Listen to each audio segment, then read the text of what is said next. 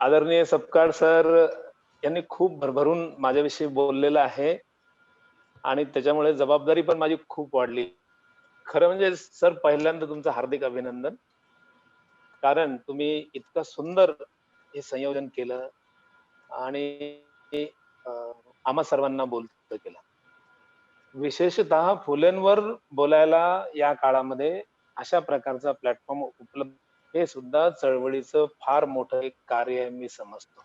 आणि अनिल सपकाळ सर, आपण आणि आपले सर्व सहकारी यासाठी अभिनंदनास पात्र ठरतात. मी आपले मनापासून सर्वांचे अभिनंदन करतो, विद्यापीठाचे अभिनंदन करतो, कुलगुरू महोदयांचे अभिनंदन करतो. आणि फुलेंची काव्यसंपदा, त्यांच्या अखंडादी रचना ह्या जर आपण पाहिल्या, तर मला असं खूप काही वाटते. पण आज 2 शेर मी त्या संदर्भात आपल्या समोर सादर करणार आहे. पहिला म्हणजे अपनी होठों पे तुझे सजाना चाहता हूँ, एक शायर म्हणतो. आणि फुलेंची रचना, फुलेंची शायरी, फुलेंची अखंड संपदा याला अ, अनुषंगून हा एक शेर आपल्याला अ, या ठिकाणी सादर करणार आहे मी. अपनी होठों पे तुझे सजाना चाहता हूँ, मैं तुझे गुनगुनाना चाहता हूँ. अपनी होठों पे तुझे सजाना चाहता हूँ, आ मैं तुझे गुनगुनाना चाहता हूँ, आखिरी हिचकी भी तेरी जानू पे आए. क्या बात है! क्या बात म्हणजे है! तुझ्या दरवाजात, तुझ्या उंबरठावर आखिरी हिचकी भी तेरी जानू पे आए. मौत भी मैं शायराना चाहता हूँ, क्या मौत बात है! क्या भी बात है! मैं क्या बात है! शायराना चाहता हूँ. वाह! वाह! फुलेंचं कार्य हे असं आहे की ते सगळ्यांना गुणगुणावंसं वाटते. कारण सगळ्यांच्या जीवनामध्ये त्या काव्यापासून, त्या अखंडापासून तेज निर्माण होणार आहे. आजपर्यंत या अखंडाच्या सादरीकरणाच्या अनेक मैफिली या देशामध्ये व्हायला पाहिजे होत्या, परंतु झाल्या नाहीत. पण सपकाळ सर, आपण त्याला सुरुवात करता आहेत आणि जसं आपण बोललात, की मी 15 वर्षापूर्वी ही कन्सेप्ट मांडलेली होती, परंतु चांगल्या गोष्टी घडायला इतका काळ लागणारच आहे. म्हणजे जसं बाबासाहेबांचं हिंदू कोड बिल समजायला या देशाला 70 वर्ष लागली. तसं फुलेच्या अखंड काव्यातून यायला इतका काळ सहज अपेक्षित आहे. मला इतका काळ त्याला लागायलाच पाहिजे होता. दुसरा शेर दुष्यंत कुमार यांचा आहे आणि फुलेंच्या रचनांच्या संदर्भात तो चपखल असा अ, बसणारा आहे म्हणून सादर करतो. वे कर रहे हैं इश्क पे संजीदा गुफ्तगू. यानी गंभीर चर्चा, घनघोर चर्चा, विलंबित चर्चा, तासनतास चर्चा, तासनतास गप्पा कशावर? इश्क पे.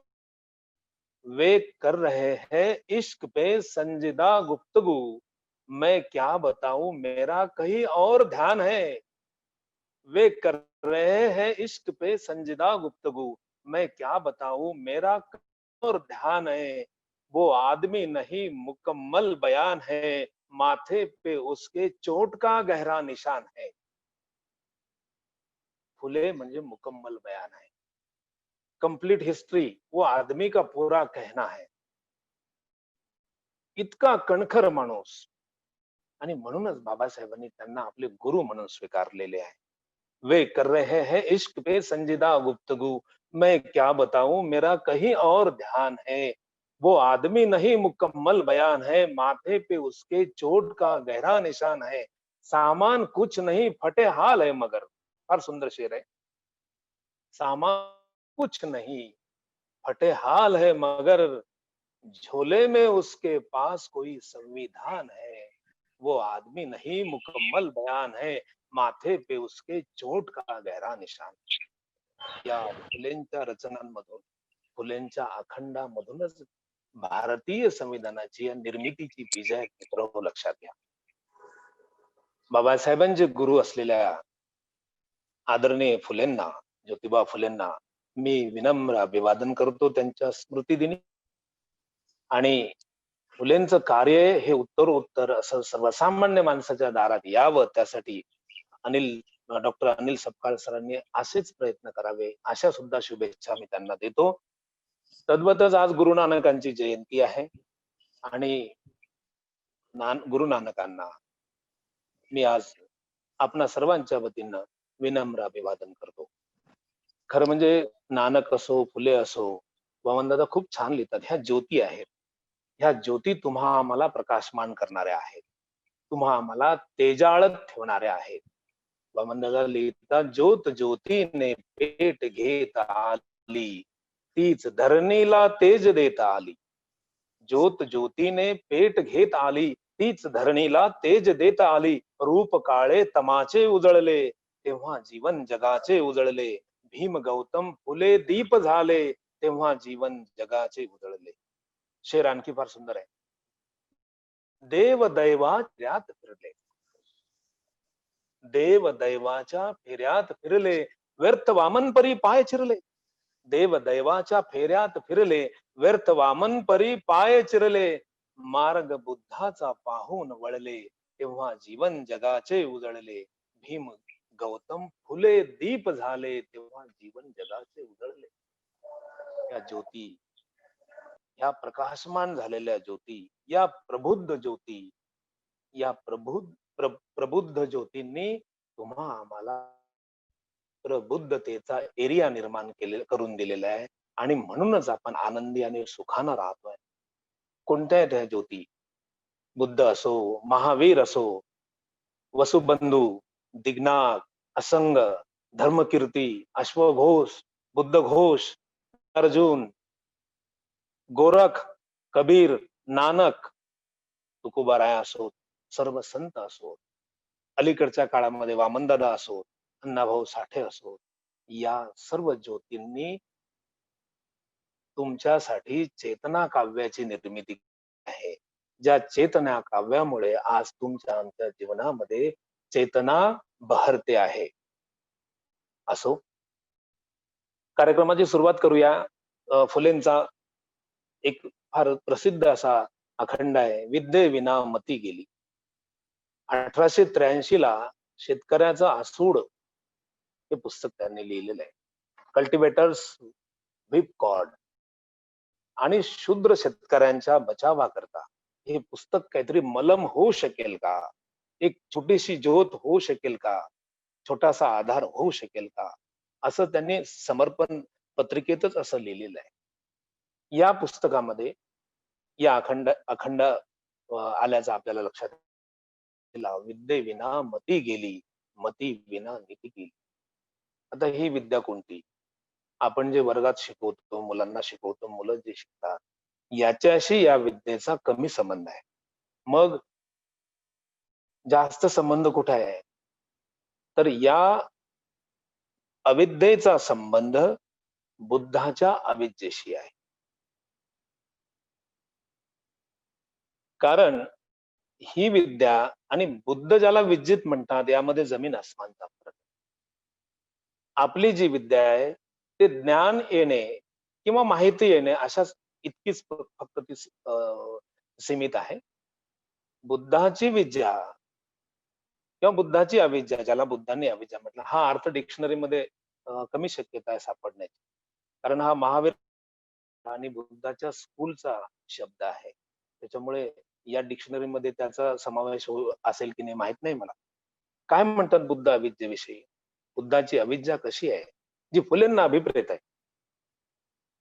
आपण करीत असलेल्या कृतींमधून, आपण करीत असलेल्या कार्यामधून कुठल्या प्रकारच्या संवेदनांची निर्मिती होते याची जाणीव आपल्याला नसणे म्हणजे अविद्या. किती सुंदर अर्थ आहे. आणि तुमच्या आमच्या सर्वांच्या रोजमर्राच्या जीवनाशी किती निगडीत आहे. म्हणजे कुठली कृती होते, त्या कृतीमधनं संवेदना काय निघतात? म्हणजे फॉर एक्झाम्पल एखादा विद्यार्थी असेल, तो अभ्यास करत नसेल, असेल अभ्यासाविषयी, तर त्याच्यातून कुठल्या संवेदना निघणार? तो नापास होणार. आणि हे झालेलं नापास पण, त्याला आलेलं फेल्युअर, याच्या संवेदनाविषयी तो जागा नाहीये. त्याला माहीतच नाही की मी काम केलं नाही म्हणून मी फेल झालो. याविषयी, या संवेदनांविषयी आपलं असलेलं अज्ञान याला बुद्धांनी अविद्या म्हटलेलं आहे. सगळ्या पॉलिटिशियन्सला वाटतं की मी निवडून आलो पाहिजे. परंतु कृती कुठली केली? किती माणसं जोडले? किती माणसांना समजावून सांगितलं? किती माणसांना कवेत घेतलं? किती लोकांचं संघीय एकता जी तथागतांना अभिप्रेत होती, जी महावीरांना अभिप्रेत होती. किती किती प्रमाणात तिचा एरिया ऑरा तिचा वाढवला, तुम्हाला रिझल्ट येईल. हा एक वेगळा मुद्दा आहे. आपण अ, अखंडाची सुरुवात करूया. फुलेंचा अखंड आहे. विद्येविना मती गेली. ज्यामध्ये पूर्ण गोरगरिबांच्या, शूद्रातिशूद्रांच्या मागासलेपणाचं बीज ज्याच्यामध्ये फुलेंना दिसते, ती अविद्या, ती अविद्या मी सादर करतो.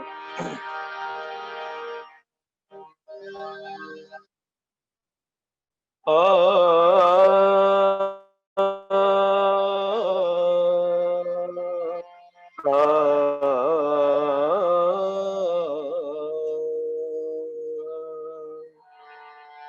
विद्येविना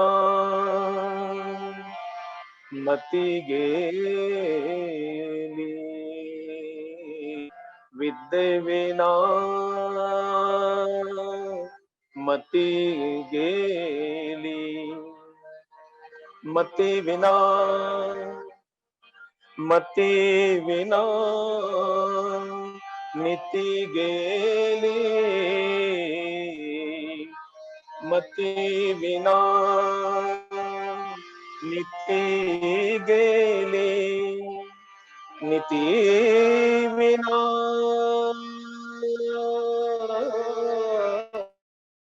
ती विना गती गेली, नीती विना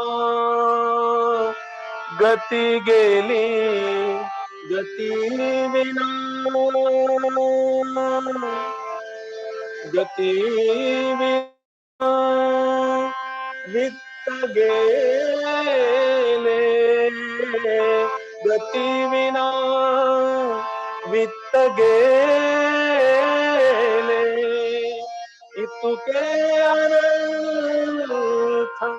इतुके अनर्थ एका विद्येने केले, विद्येविना मी गेली, विद्येविना, विद्येविना, विद्येविना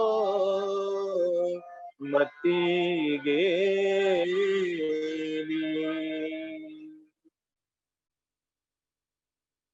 मित्र, विद्येविना मती गेली. ही मती काय? मती कोणती आहे? ज्याला आपण बुद्धी म्हटलेलं आहे, ज्याला अक्कल म्हटलेलं आहे, जो एरिया ऑफ इंटेलिजन्स आहे, ह्या सगळ्या मनाच्या प्रॉपर्टीज आहेत, प्रॉपर्टीज ऑफ माइंड. आणि म्हणून आपल्याला मुळापर्यंत जायला पाहिजे. हिची बीजे कुठे आहेत? या अविद्येची बीजे कुठे आहेत? तर तुम्हाला असं दिसेल की ती एरिया ऑफ म्हटलेलं आहे किंवा मनाच्या कप्प्यामध्ये तुम्हाला डोकावून पाहावं लागेल. आणि म्हणूनच 2500 वर्षापूर्वी तथागताच्या धम्मपदाची सुरुवात मनावर केंद्रित असलेल्या गाथेपासून होते. ते म्हणतात मनो पुब्बंगमा धम्मा, मनो सेठा मनोमया, मनो पुब्बंगमा धम्मा, मनो सेठा मनोमया, मनसाच पदुठ्ठेन भासती वा करोती वा ततो नंग दुःख मनवेती चक्कम वा वहतो पदं. मनो पुब्बंगमा धम्मा, मनो सेठा मनोमया, मनसाच प्रसन्नेन भासती वा करोती वा ततो नंग सुख मनवेती छाया वा नुपाई. कुठे आहे ही अविद्या? भासती वा करोती वा, हे दोन शब्द अत्यंत मौलिक आहेत, जे फुलेंच्या संपूर्ण कार्यप्रणालीचे स्तंभ ठरतात.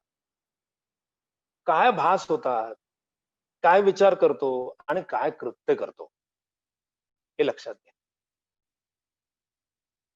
फुले सत्याला जे प्रमाण मानतात, सार्वजनिक सत्य धर्म त्यांनी पुस्तक धर्मच काढलेला आहे, सार्वजनिक सत्य धर्म, ज्याचा आधार आहे भासती वा करोती वा आणि धम्मपदातली ही पहिली गाथा, की तुम्ही काय विचार करताय त्यावरनं ठरेल की तुम्हाला कोणी फसवते आहे का, त्यावरनं ठरेल की तुम्ही इतरांना सपोर्ट करताय का, इतरांना मदत करताय का. एकच फक्त भाग आहे तो, सत्याचा जिव्हाळा, मनाची स्वच्छता, चित्तास स्वस्थता जेथे आहे. एका ओळीमध्ये, 2 ओळीमध्ये फुलेंनी सांगून टाकलेलं आहे. मनुष्य काय, कुठे कुठे त्याचं शोषण होते, कुठे त्याला छळल्या जाते, कुठे त्याच्यावर अन्याय होतो. सत्याचा जिव्हाळा, मनाची स्वच्छता, चित्तास स्वस्थता जेथे आहे. 3 गोष्टींचा प्रामुख्याने उल्लेख या अखंडामध्ये फुले करतात. सत्याविषयीचं असलेलं प्रेम, ज्याला लव्ह ऑफ ट्रुथ म्हटलेलं आहे. आपल्या देशाचं बोध वाक्य आहे, ट्रुथ ओनली ट्रायम्फ. सत्यमेव जयते, जे मंडूक उपनिषदामधनं आपण घेतलेलं आहे. सत्य कुठे असो, त्याचा स्वीकार आणि त्याचं स्वागत या महापुरुषांनी केलेलं आहे. कुठे असो, सत्याला ठिकाणाची मर्यादा नाही, सत्याला धर्माची मर्यादा नाहीये, सत्याला स्त्री पुरुषांची मर्यादा नाहीये आणि जाती पातीची तर अजिबात नाही. म्हणून मंडूकमध्ये असलेलं सत्यमेव जयते हे भारत देशाचं ब्रीद वाक्य आहे. ट्रूथ ओनली ट्रायम्फ, फक्त सत्याचा विजय होतो. फुलेंनी हा धागा खूपच छान आपल्या अखंडामध्ये घेतलेला आहे. दुसरं, मनाची स्वच्छता, क्लीनलीनेस ऑफ माइंड. मन क्लिअर असेल, स्वच्छ असेल तरच पुढे काय, अन्यथा करता येणार नाही. तिसरी, चित्ताची स्वस्थता,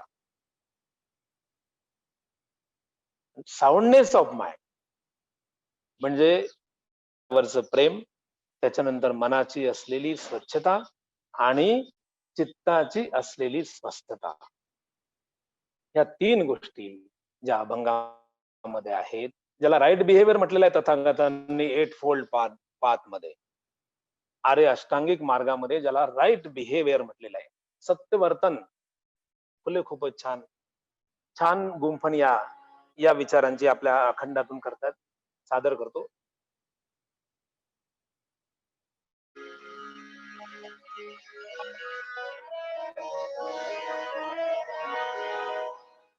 रे नाद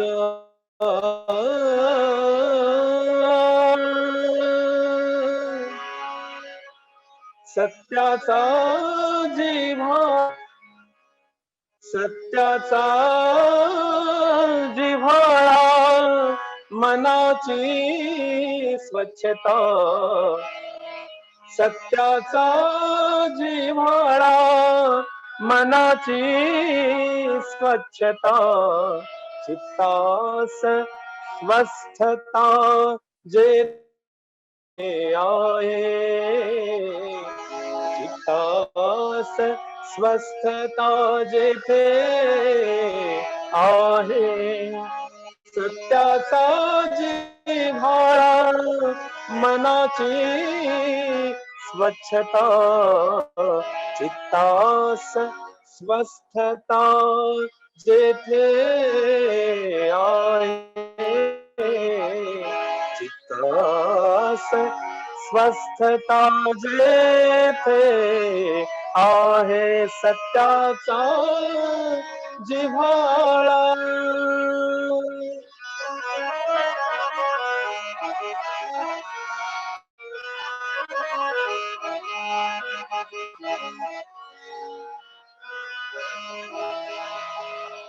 जेथे जागा धीर, जेथे जागा धीर, सदा हृदयात जेथे जागा धीर सदा हृदयात सत्य वर्तनात सत्य वर्तनात सत्य वर्तनात खर्ची घाला सत्याचा जिव्हाळा मनाची स्वच्छता चित्तास स्वस्थता जेथे आहे चित्तास स्वस्थता जेथे आहे सत्याचा फळा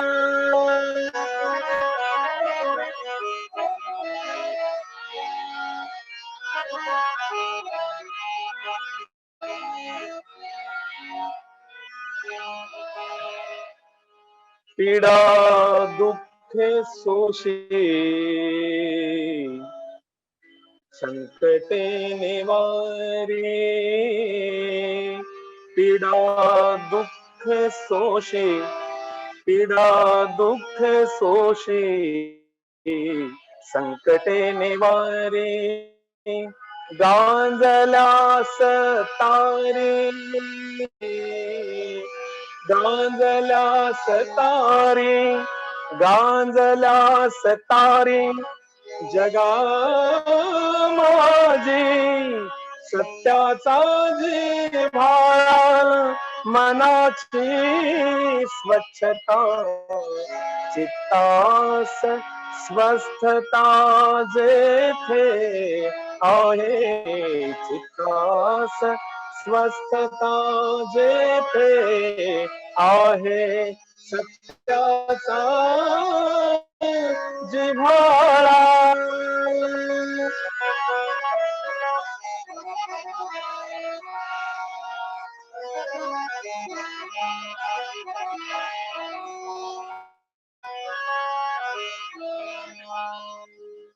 धीर धरोनिया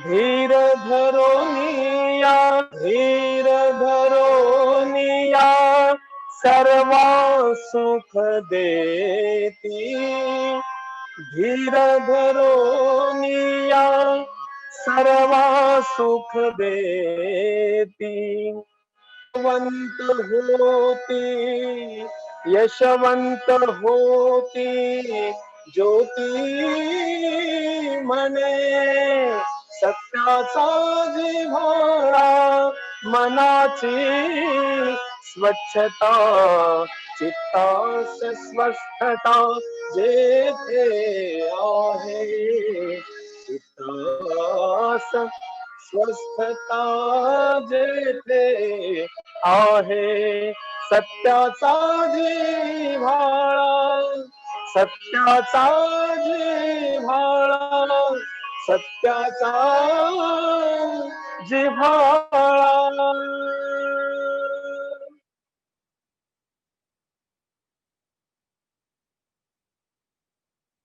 सत्याला फुलेंनी जे आपल्या जीवनामध्ये स्थान दिलेलं आहे ते अलौकिक असं आहे अनमोल असं आहे आणि माणसाच्या मनातलं भय काढण्यासाठी फार एक कॉन्क्रीट अशा प्रकारचं सोल्युशन ते आपल्याला सत्याच्या आधारे देत आहे की जे कधीही डगमगणार नाही कधीही आपण ताळा म्हणतो आपण जेव्हा गणित सोडवल्यानंतर उत्तर पाहतो ते बरोबर आहे की नाही आणि त्याच्यानंतर त्याचा ताळा करून बघतो आपण असा हा पडताळा आहे म्हणून फुले हे शास्त्रवादी फार कमी आहेत ते सत्यवादी जास्त आहेत त्यांचा जो प्रवास आहे सत्याच्या अंगानं पुढे सरकणारा आहे आणि म्हणूनच ते संपूर्ण मानव जातीला कवेत घेण्याचं बळ निर्माण करतात याच कारणानं फुले ज्याला निर्मिक म्हणतात तो सृष्टीचा रचयिता असेल जो कोणी असेल तो त्याला नेचर म्हणूया त्याला निर्मिक ते म्हणतात या निर्मिकामध्ये आणि सर्वसामान्य माणसामध्ये कुठल्याही प्रकारच्या एजंटची भूमिका त्यांना मान्य नाही. मध्यस्थाची भूमिका मान्य नाही. त्याचं कारण असं, हा मध्यस्थ आणि हा एजंटच माणसाच्या शोषणाचं खरं कारण ठरतो, हे त्यांनी प्रयोगांती सिद्ध केलेलं आहे. यामुळेच मनुष्याची हानी होते. त्याच्या जीवनाला ग्लानी येते. म्हणून सर्वाचा निर्मिक जो आहे, त्याच्याशीच तुम्ही कॉन्टॅक्ट करा. दुसरा, तिसरा मध्यस्थ नको, मग तो कोणी असो.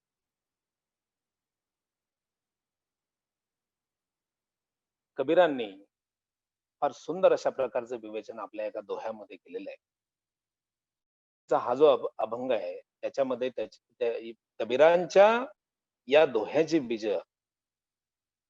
आपल्याला आढळतात. सर्वांचा निर्मिक आहे एक धनी, त्याचे भय मनी धरा सर्व. म्हणजे तुम्ही कोणाला घाबरायला पाहिजे, की ज्याच्यापासून तुम्ही निर्माण आहात, ज्याच्यापासून तुमची जडणघडण आहे, जिथून तुमचं स्ट्रक्चर आहे, जिथं तुमची चासीस बनलेली आहे, त्याला तुम्ही घाबरायला पाहिजे. कबीर फार सुंदर वर्णन करतात. चलती चक्की देख कर दिया कबीरा रोय, दो पाटन के बीच में साबित बचा न कोय.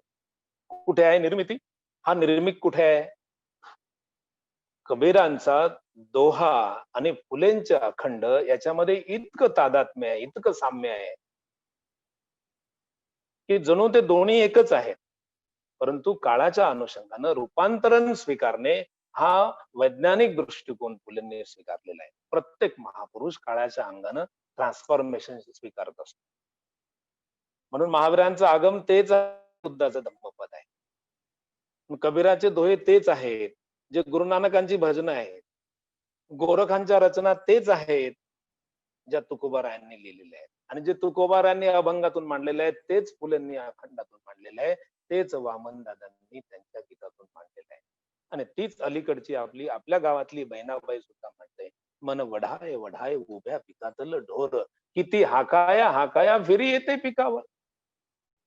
धम्मपदातली ही गाथा आहे, बहिणाबाईची गाथा, बहिणाबाईची ही कविता आणि धम्मपदातली गाथा. मन वढाय वढाय उभ्या पिकातलं ढोर, किती हाकाया हाकाया फिरी येते पिकावर. तुम्ही बघा, धम्मपदातली गाथा तुमच्या समोर प्रेझेंट करतो. फंदनं चपलं चित्तं दुरखं दुनिवारयं, फंदनं चपलं चित्तं दुरखं दुनिवारयं, उजुं करोती मेधावी सुकारो तेजन. काय चित्त चंचल आहे, चपल आहे, त्याला पकडणं, त्याला कंट्रोल मध्ये घेणं आपल्याला अतिशय दुष्कर आहे. दुर्दमनीय है वो. त्याला हँडल करणं अतिशय अवघड आहे. ती बहिणाबाईने किती सोप्या शब्दामध्ये वढाय वढाय, ओढाळ आहे मन. मन वढाय वढाय उभ्या पिकातलं ढोर, किती हाकाया हाकाया फिरी येते पिकावर. ही जी भीती आहे कबीरांना, कबीरांना जी भीती आहे, अभंगाकडे येऊया आपण. सर्वांचा निर्मिक आहे एक धनी, त्याचे भय मनी धरा सर्व. तुम्ही एजंटचं भय धरू नका. तुमच्या मध्ये जो आलेला आहे, जो तुम्हाला छळतो आहे, तो तुम्हाला डायव्हर्ट करतोय, चुकीच्या मार्गाने लावतो आहे, त्याच्याकडे तुम्ही अजिबात लक्ष देऊ नका. कारण आपल्या समाजाची जी हानी झालेली आहे, ती फक्त या मध्यस्थांमुळे झालेली आहे, या एजंटांमुळे झालेली आहे. आणि याचं मूळ कारण तर अज्ञानच आहे. विद्येविना मती गेली, मती गुंग झालेली आहे तुमची. विद्याच नव्हती, ज्ञान नव्हतं, विज्जित नव्हता, तुम्ही अविज्जित होतात. हे भय जे आहे, हे भय फुलेंना जे जाणवते, ते भय कबीरांनी फार आधी मांडलेलं आहे. चलती चक्की देख कर दिया कबीरा रोय, दो पाटन के बीच में साबित बयान कोय. ही चक्की कोणती आहे, जी दिवस रात्र चालू आहे? ती आपल्या श्वासाची चक्की आहे. श्वासाचं येणं आणि श्वासाचं जाणं, breathing in and breathing out, inhale आणि एक्सेल, याला कबीर चक्की म्हणतात. ही अहोरात्र चालू असते. या चक्कीतून निर्माण काय होतंय? या चक्कीमध्ये मनुष्य हा पिसल्या चाललेला आहे. Crushing of man. पूर्ण मानव या चक्कीमध्ये क्रश होत आहेत, आणि ज्याला आपण जगणं म्हणतोय. म्हणून कबीर म्हणतात की जगताना तुम्हाला हसू येते, तुम्ही आनंदी आहेत, तुम्हाला हसू येते, परंतु मला रडू येते, कारण दो पाटन के बीच में साबित बचान हो. लक्षात घ्या. फुलेंना हेच दिसत की त्याचे भय मनी धरा सर्व. याला तुम्ही घाबरायला पाहिजे. म्हणून ही चक्की दुरुस्त करा. हा आरोह अवरोह जो आहे श्वासाचा तो दुरुस्त करा. ज्याला तुम्ही विपස්සना म्हटलेलं आहे. तुम्ही ध्यान म्हटलेलं आहे, ज्याला तुम्ही मेडिटेशन म्हटलेलं आहे. What ever the name you have given it. Just त्याला पकडा फक्त. त्याची साधना करा. यालाच गौतम बुद्धांनी अत्तदीप भव म्हटलेलं आहे. म्हणजे इलिमिनेट करून जे उरते ते श्वास आणि त्या श्वासाच्या पलीकडे जे जग आहे ते अत्तदीप भव. म्हणजे तू फक्त तुझा असं करत यालाच महावीर केवल म्हणतात. वत्तु सहावो धम्मो म्हणतात. वत्तु सहावो धम्म. तो तुझा धर्म आहे. ज्याला विभक्त करता येत नाही, ज्याला ज्याला पुन्हा डिसेक्ट करता येत नाही, असा तो एक संघ सर्वांचा निर्मिक आहे एक धनी, त्याचे भय मनी धरा सर्व. फार छान अखंड आहे. सर्वांचा निर्मिक. आता हे परिस्थिती थोडी असल्यामुळे सपकाळ सर हे थोडी अशी भयग्रस्त करोना वगैरे अशी परिस्थिती असल्यामुळे मी ते वाद्यांचं संयोजन वगैरे नाही करता आलं. आपण पुढच्या पुन्हा केव्हा तरी या वाद्यांच्या संयोजनात हा उपक्रम करूया आपण. नाही, खरं तर मी तुमचे आभार मानले पाहिजेत आणि खूप त्रास देतोय, कारण की मला तुमची सादरीकरणाची, गाण्याची, अभिव्यक्तीची सगळी ताकद माहिती आहे. आणि मी तुमचा जसा स्नेही आहे, मित्र आहे, तसा तुमचा खूप फॅन आहे. आणि मला कल्पना आहे की तुम्ही काय सुंदर गाता आणि तुमचा गळा जो आहे तो असा एक ज्याच्यामधून स्वरांच्या अशा लहरी येत असतात आणि पुन्हा तो संपूर्ण आपल्याला भारताचं सांस्कृतिक विश्व उभं करतो. मी खरंच तुमचा अन्याय करतोय, मला माहित आहे, पण केवळ मित्र म्हणून तुम्ही सहन करताय मला जाणवतंय. कारण की येस, आपण बोलल्याप्रमाणे आज स्वर फुलोरा फक्त प्रकट होते याच्यात आनंद आहे. नक्की. आणि आता फुलत जाईल याबाबत निर्विवाद आपल्याला ते माहित आहे, ते फुलत जाईल नक्की. आणि सगळे तिथले श्रोते हे अतिशय जाणकार श्रोते आहेत, खूप मान्यवर आलेले आहेत.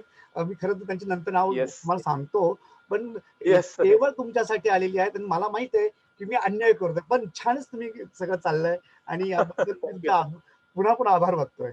थँक्यू. Okay sir. येस. सर्वांचा निर्मिक आहे एक धनी, सर्वांचा निर्मिक आहे एक धनी, त्याचे भय मनी धरा सर्व. सर्वांचा निर्मित आहे एक धनी, त्याचे भय मनी धरा सर्व. सर्वांचा निर्मित हो, सर्वांचा निर्मित.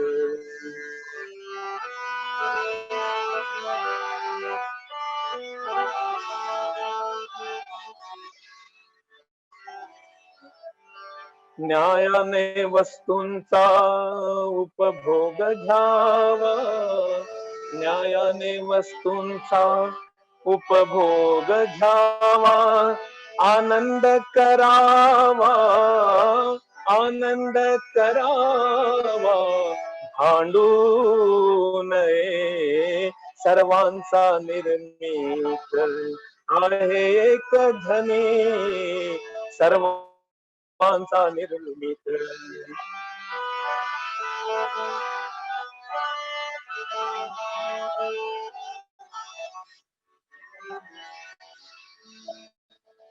राज्य भेद मानवा नसावे, धर्म राज्य भेद मानवा नसावे, सत्याने वर्तावे, सत्याने वर्तावे, ईशासाठी सर्वांचा निर्मित आहे एक धनी, त्याचे भय मनी, धरा सर्व सर्वांचा निर्मित.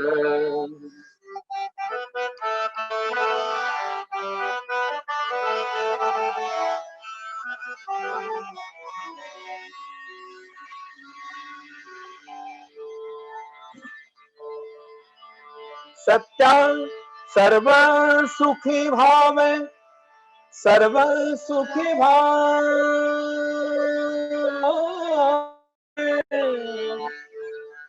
सर्व सुखी भावे, सर्व सुखी भावे, भिक्षा मी मागतो. काय सुंदर फुलेंचं वर्णन. सर्व सुखी भावे, भिक्षा मी मागतो, सर्व सुखी भावे, भिक्षा मी मागतो, मनुजा सांगतो, मनुजा सांगतो, ज्योती म्हणे सर्वांचा निर्मित आहे एक धनी, सर्वांचा निर्मित आहे एक धनी, त्याचे भय मनी, त्याचे भय मनी, धरा सर्व सर्वांचा निर्मित हो, सर्वांचा निर्मित हो, सर्वांचा निर्मित.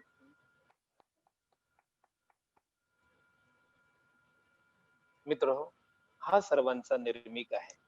आता पुन्हा आपल्याला देव दैव वगैरे या चर्चेमध्ये जायचं नाही. हा जो निर्मिक आहे म्हणजे प्रत्येक गोष्टीला निर्माता असल्याशिवाय ती गोष्ट निर्माण होणारच नाही.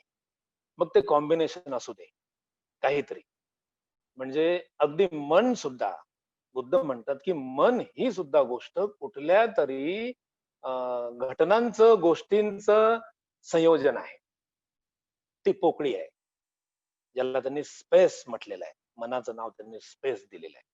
तर स्पेस सुद्धा म्हणजे जमीन आणि आकाश जरी म्हटलं तरी ते दोन गोष्टी असल्याशिवाय स्पेस निर्माण होणार नाही.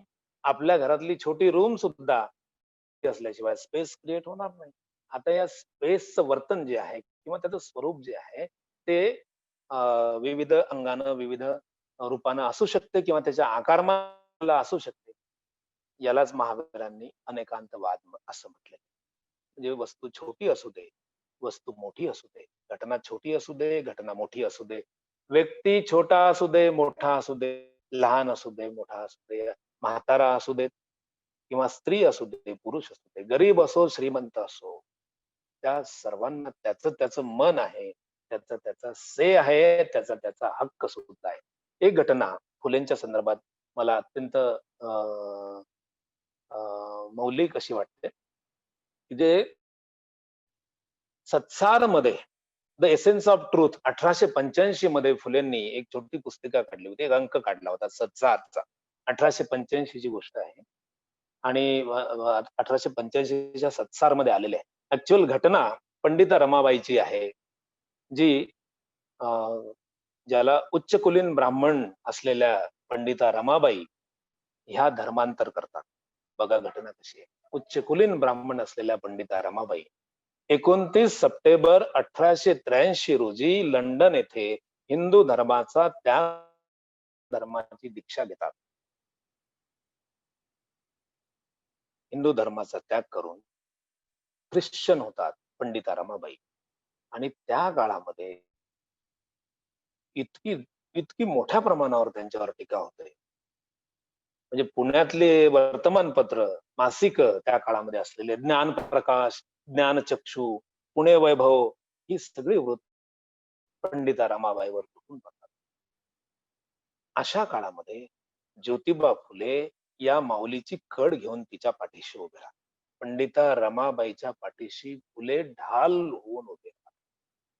आणि त्याच्यासाठी सत्सारचा पहिला अंक ते काढतात 1885. मित्र हो, ही घटना किती मोठी आहे की एखादा माणूस हा धर्म सोडून दुसरा धर्म घेतो. काय मोल आहे मला सांगा धर्माचं? मनुष्याच्या पुढे धर्माचं मोल इतकं सिंपल आहे, इतकं सिंपल आहे, की जसा मनुष्य कपडे बदलतो, ती ओळख नाही माणसाची. सहार ऊपर मनुष्य जाती, तहार ऊपर ना कोई. माणसापेक्षा कोण मोठा आहे? कोणता धर्म मोठा आहे? ती तर वे ऑफ लिव्हिंग आहे. ती तर एक फिलॉसॉफी आहे. किती अडकलीत माणसं धर्मामध्ये आणि ह्या अडकलेपणामुळे धर्मांधता किती मोठ्या प्रमाणावर आली हे लक्षात घ्या. कोणता धर्म आहे? फुले तर म्हणतात सत्य धर्म फक्त एक आहे. मग म्हणून ते सार्वजनिक सार्वजनिक सत्य धर्म म्हणतात जो सर्वांचा आहे. परंतु आपण धर्मामध्ये इतकी बुरसटलेली माणसं आहे की त्याच्यामुळे जिता जागता माणूस सुद्धा आपल्याला गौण वाटायला लागतो. धर्म मोठा का माणूस मोठा, ही गोष्ट आपण पुन्हा एकदा वर घ्यायला पाहिजे, अभ्यासाला घ्यायला पाहिजे. मी तर म्हणतो हे प्रयोगशाळेत घ्यायला पाहिजे की धर्म मोठा आहे का मनुष्य मोठा आहे. माणसाला वाटलं तो त्याचा धर्म. केवळ जातीत जन्माला आला म्हणून तो त्याचा धर्म होईल किंवा त्या धर्मात तो जन्माला आला म्हणून तो त्याचा धर्म होईल, असं कसं शक्य आहे? मी तर म्हणतो प्रत्येक आईने आणि वडिलांनी आपल्या मुलाला सांगायला पाहिजे की फलाना फलाना धर्मामध्ये माझं एवढं आयुष्य घातलेलं आहे, परंतु मला आनंद मिळाला नाही, मला सुख मिळालं नाही, तू तुझं बघ. किंवा हे पण सांगायला पाहिजे की बाबा, बाळा किंवा बाली, मी माझं आयुष्य इथपर्यंत आणलेलं आहे, मला खूप आनंद मिळाला, तू या धर्मासोबत राहिला तर तुला सुद्धा आनंद मिळेल. तू असं बिहेवियर कर according to this.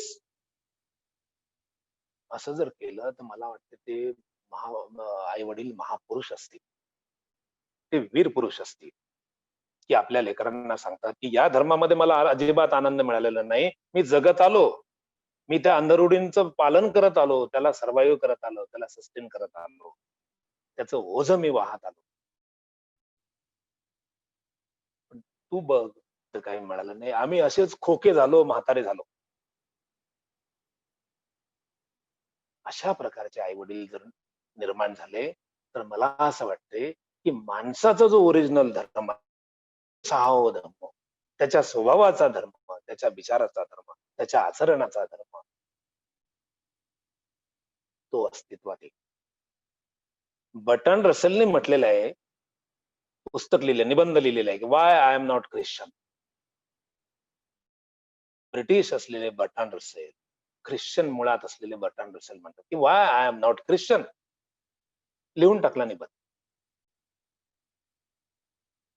Nobel laureate आपले अमर्त्य सेन म्हणतात की माझ्यावर फक्त आणि फक्त बुद्धाचा प्रभाव. काम शकत नाही. आणि असं म्हटलं तर मग तुम्ही त्यांना वाळीत टाकणार किंवा तुम्ही त्या अँगलने बघणार. मनुष्य इतका मोठा आहे, मनुष्याची कृती इतकी मोठी आहे, मनुष्याचं वर्तन इतकं मोठं आहे. अमोलदादा खूप छान लिहिलं. तो म्हणाला मान कसला मानसेती मानसे. तो म्हणाला मान कसला मानसेती मानसे. मी म्हणालो वर्तनावर ध्यान दे रे माणसा. हे बिहेवियर जे आहे हे महत्वाचं. आणि हा सगळ्या मानवी मूल्यांचा पाया आहे बिहेवियर. आणि तोच मला वाटतं त्याचा हा वी जो आहे भारतीय राज्यघटनेच्या सरनाम्याची सुरुवात we the people of India. हा वी जो आहे आय पासनं तो कन्वर्ट होतो, आय पासनं वे बनतो आणि या आयचं वे मध्ये रूपांतरण जेव्हा होते तेव्हा या सगळ्या या स्पेस मध्ये सगळ्या प्रकारची मानवी मूल्य आहेत. आणि मला वाटते तोच माणसाचा खरा धर्म आहे. आयचं वही होणे. माझ्या घरात तर मी कसाही राहू शकतो, मला काय बंधन नाही. पण मी जेव्हा दुसऱ्याला भेटतो तेव्हा माझा असलेला विनय, माझे असलेले नियम त्याला हर्ट करतात का, त्याला त्रास देतात का, हा माझा खरा धर्म. मित्र लक्षात घ्या. बर्ट्रांड रसेलचं उदाहरण मी आपल्याला सांगितलं, अमर्त्य सेनचं पण उदाहरण. भारतीय राज्यघटनेच्या सरनाम्यामध्ये बाबासाहेबांनी श्रद्धा व उपासना यांचं स्वातंत्र्य अधोरेखित केलेलं आहे. असं कोणतं ऑफिस आहे की त्या ऑफिसमध्ये गेल्यानंतर तुम्हाला असं विचारलं जाते की आज तुम्ही उपासना करून आलात का, आज तुम्ही श्रद्धा ठेवून आलात का? अजिबात विचारल्या जात नाही. पण तरी सुद्धा बाबासाहेबांनी ही दोन शब्द श्रद्धा व उपासना यांचे स्वातंत्र्य भारतीय राज्यघटनेच्या सरनाम्यामध्ये का कोरले असावे, का त्यांना जागा दिली असावी?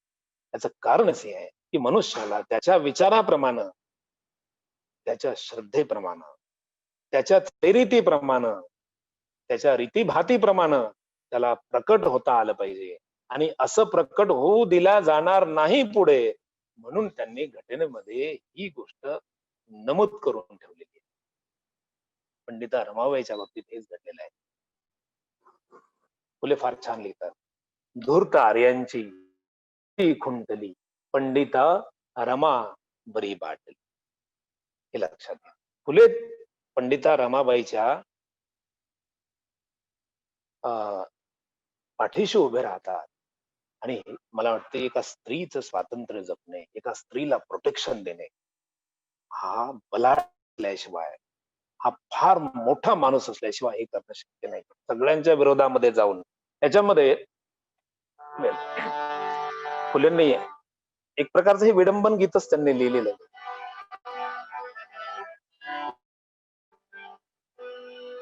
धूर्त आर्यांची मती खुंटली, धूर्त आर्यांची मती खुंटली, रमा पंडिता बरी बाटली, रमा पंडिता बरी बाटली. धूर्त आर्यांची मती खुंटली, धूर्त आर्यांची मती खुंटली, रमा पंडिता बरी बाटली, रमा पंडिता बरी बाटली.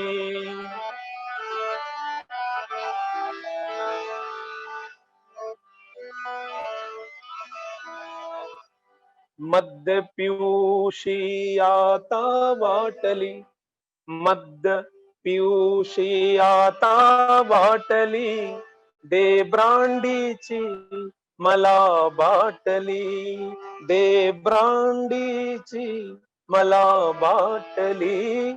धूर्त आर्यांची मती खुंटली, रमा पंडिता बरी बाटली.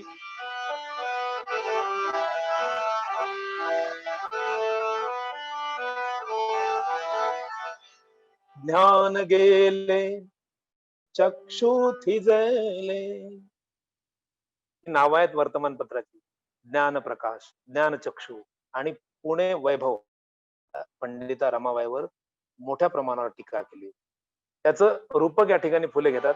ज्ञान गेले, ज्ञान चक्षु, चक्षु थिजले, ज्ञान गेले चक्षु थिजले, आता कैचे वैभव मेले. पुणे वैभव. आता कैचे वैभव मेले, ज्ञान गेले चक्षु थिजले, आता कैचे वैभव थिजले. धूर्त आर्यांची मती खुंटली, धूर्त आर्यांची मती खुंटली, रमा पंडिता बरी बाटली, रमा पंडिता बरी बाटली.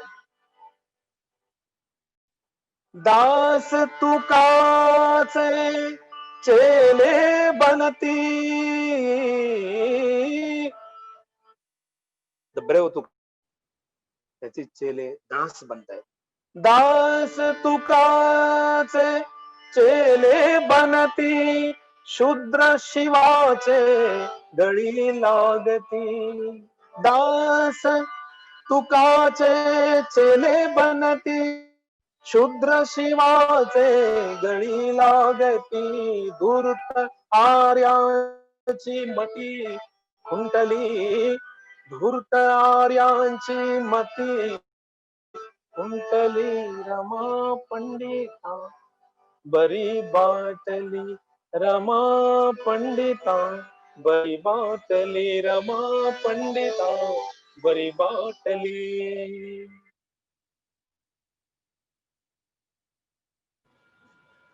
छानच. मित्र, फुलेंच्या काही टर्मिनॉलॉजी आपल्याला तपासून पाहायला म्हणजे या काळामध्ये त्याची जी सुसंगतता आहे किंवा कंटेम्पररी ज्या आहेत, इतकी सुंदर व्याख्या फुलेंनी करून ठेवलेली आहे. म्हणजे फुले हे खरं म्हणजे हे वैज्ञानिक पुरुष आहेत आणि त्याचबरोबर ते सजग आणि द्रष्टे असे कलावंत सुद्धा आहेत. दक्ष कलावंत ज्याला असं आपण म्हणतो. म्हणजे मला सपकाळ सरांनी मागच्या वर्षी एक आर्टिकल लिहायला सांगितलं होतं. फुलेंचे सांगीतिक विचार, फुलेंचे सांगीतिक विचार. या महापुरुषामध्ये संगीत इतकं काठोकाठ दडलेलं आहे, जे ते प्रकटच होतात ते संगीतात. 1855चं तृतीय रत्न जर पाहिलं, नाटक पण त्यांनी तयार केलेलं आहे. 1869ला छत्रपती शिवरायांवरचा पहिला पोवाडा फुले तयार करतात. मला असं वाटतंय की छत्रपती शिवाजी महाराजावरचं जे कुठलं काव्य असेल, त्यातलं पहिलं काव्य हे फुलेंनी तयार केलं. इतका मोठा माणूस. अखंड आदी रचना तर खूपच आहे. त्याच्यामध्ये कटाव आहेत, आर्या आहे, दिंडी आहे, टाकी आहे, सगळ्या प्रकारच्या रचना त्यांनी आपल्यामध्ये आपल्याला दिलेल्या आहेत. त्या रचनांमधनं त्यांनी फक्त माणसाचं हित, माणसाची चेतना, माणसाला मुक्त करणे, त्याला फ्री करणे, एवढाच फक्त हेतू ठेवलेला आहे. ते कुणालाही खुश करण्यासाठी असलेल्या रचना नाही. कारण आपल्याकडे खुश करण्यासाठी गायन करणारे लोकांची संख्या खूप आहे आणि खुश करण्यासाठी गीत लिहिणाऱ्यांची संख्या खूप आहे. म्हणजे इतक्यापर्यंत गेली मजल आपली की मैं एक गाना सुन रहा था, एक मैं कार में बैठा था और घर आ रहा था, तो गाना मुझे एफएम पे लग गया है.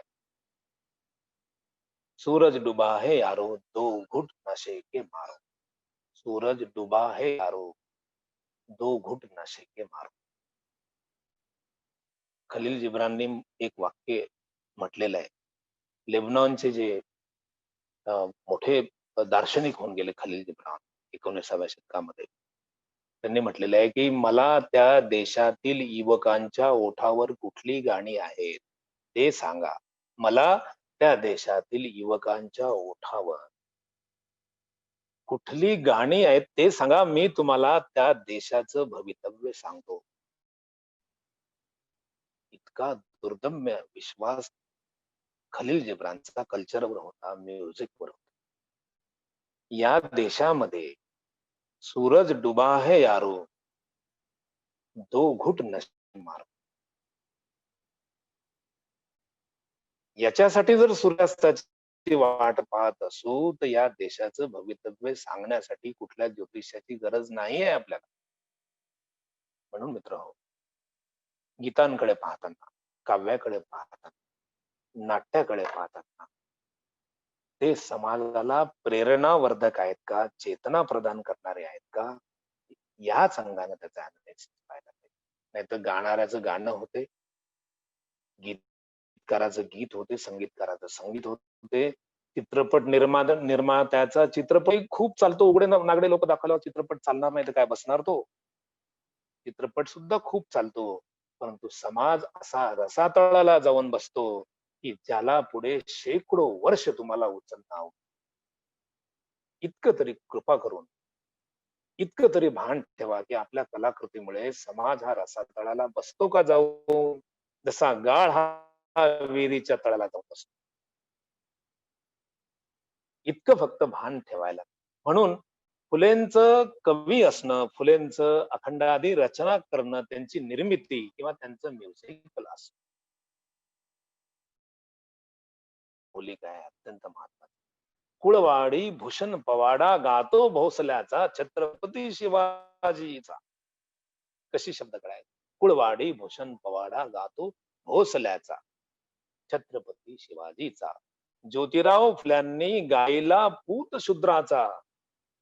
बघा तुम्ही, पहिल्या 2 ओळी ह्या सुरुवातीच्या आहेत आणि शेवटच्या 2 ओळी ह्या समारोपाच्या.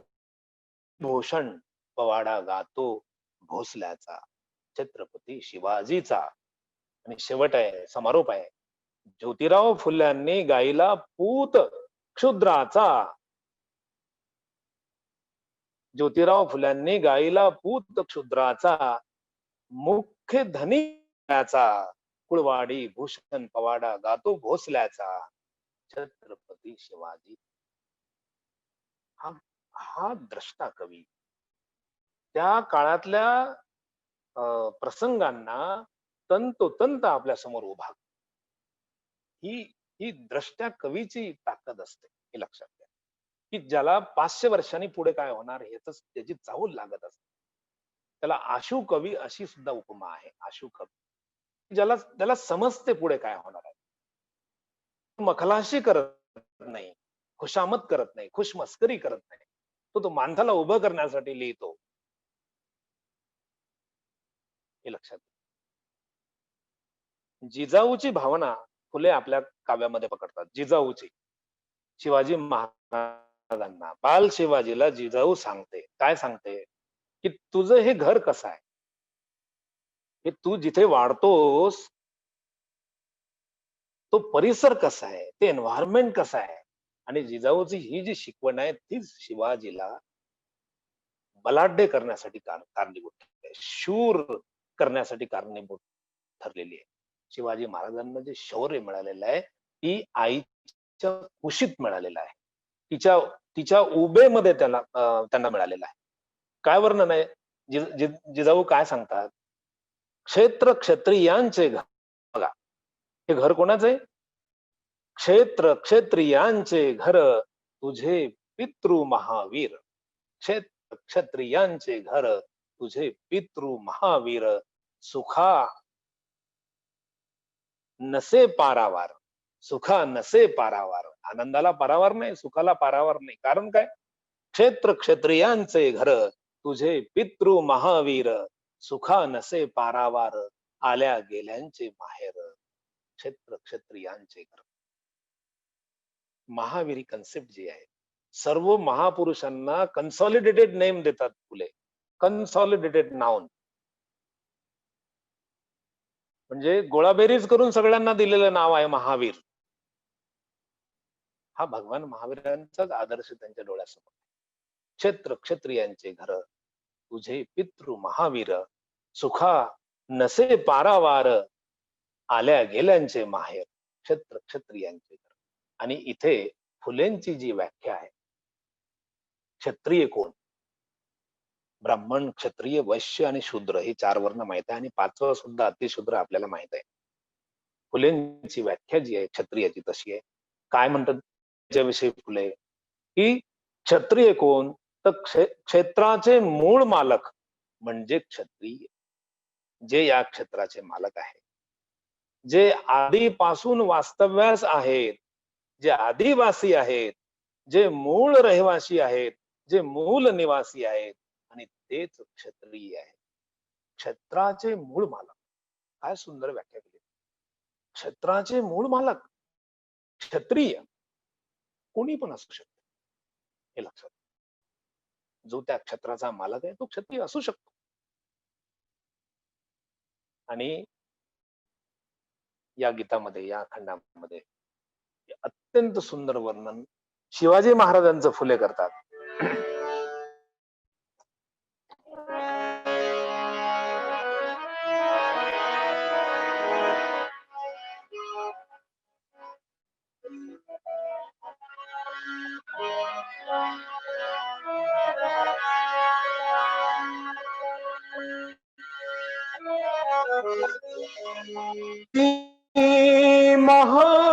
महारथी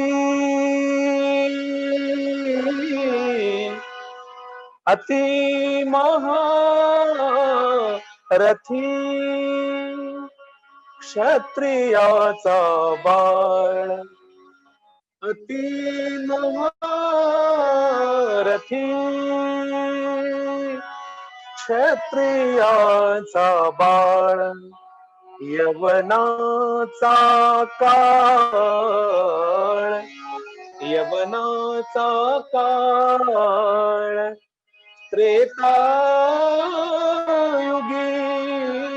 अति महारथी,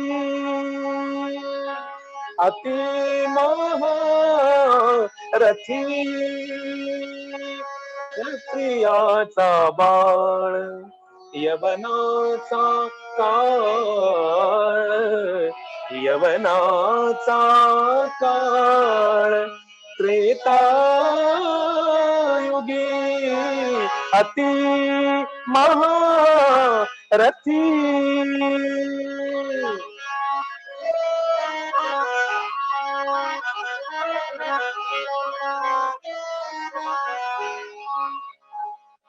स्वभावे तो शूर, स्वभावे तो शूर, रणी भिडणार, स्वभावे तो शूर, रणी भिडणार, लढे अनिवार, लढे अनिवार, देशासाठी अति महारथी, अति महारथी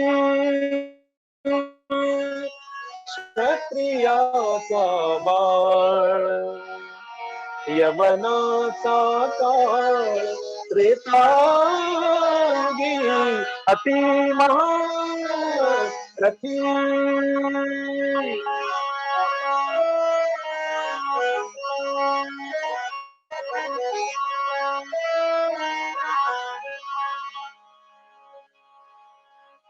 अशा महावीरा,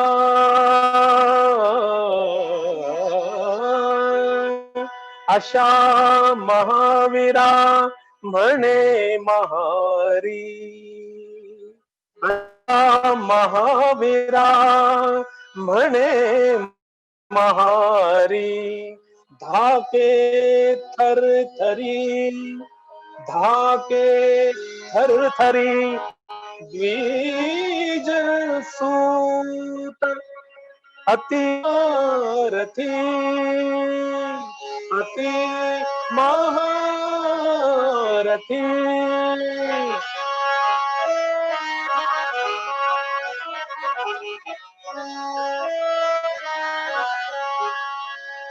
चिरंजीवा है, चिरंजीवा है, चिरंजीवा है, आना पाचरुनी, चिरंजीवा है, आना पाचरुनी, पाहत पासुनी, पाहत पासुनी, जो पुढे अति महारथी, अति महारथी क्षत्रियाचा बाळ, यवनाचा काळ, यवनाचा काळ, त्रेतायुगी अति महारथी, अति महारथी, अति महारथी.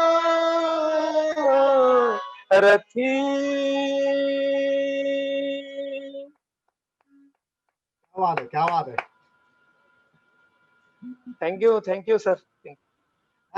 तुम्हाला सगळे 10 मिनिटं काय सर काय? हो हो हो हो. मीच नाही, सर्व जे श्रोत्यांमधले जे सगळे मान्यवर आहेत ते तुम्हाला सगळेच सर, सर. अशाच प्रतिसाद देत आहेत. फक्त मी त्यांना इथून वाह! वाह! म्यूट केलेलं आहे. अच्छा. पण सगळ्यांच्या खूप छान प्रतिक्रिया आहेत. खरं तर तुमचं शेवट झालं बोलणं गाणं झालं, की मला आवडेल त्यांना तुमच्याशी बोलतं येस, करायला येस सर. येस, आणि ते येस, बोलतील येस. तुमच्याशी. पण एक शे तुम्ही छानच शेवटचं गाणं छान घेतो आता.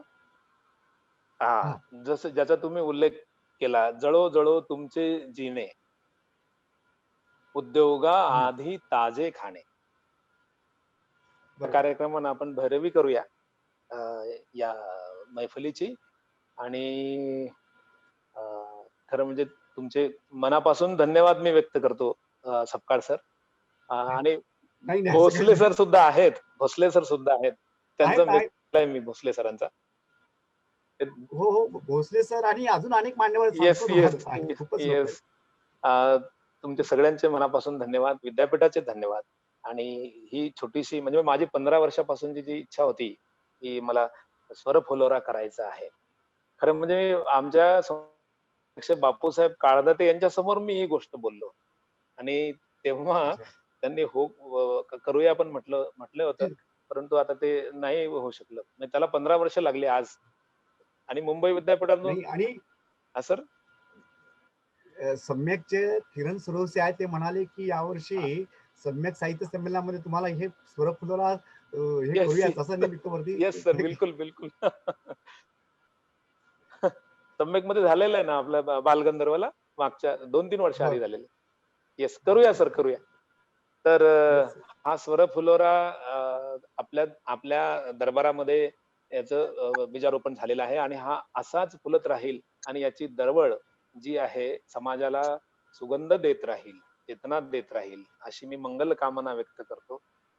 आणि अ, सर्व रसिक श्रोत्यांचे धन्यवाद या ठिकाणी व्यक्त करतो. जरी मी त्यांना पाहू शकत नाही, अ, तरी ऑनलाईनच्या माध्यमातून त्यांचे सर्वांचे धन्यवाद, मनःपूर्वक धन्यवाद. आणि जळो जळो तुमचे जिणे, उद्योगा आधी ताजे खाणे. आणि या देशातील तमाम गोरगरिबांना, शूद्रांना दास बनवून, गुलाम बनवून, त्यांच्या कष्टावर स्वतःची पोळी भाजणारे जे लोक आहेत, ज्या प्रवृत्ती आहेत, की त्यांच्या कष्टावर ते दस्यू म्हणून ज्यांना राबवलेलं आहे, दास म्हणून ज्याला तुडवलेलं आहे. कुणी बनविले अ, अ, काल तुम्हाला दलित आदिवासी. वावनदादा खूप छान.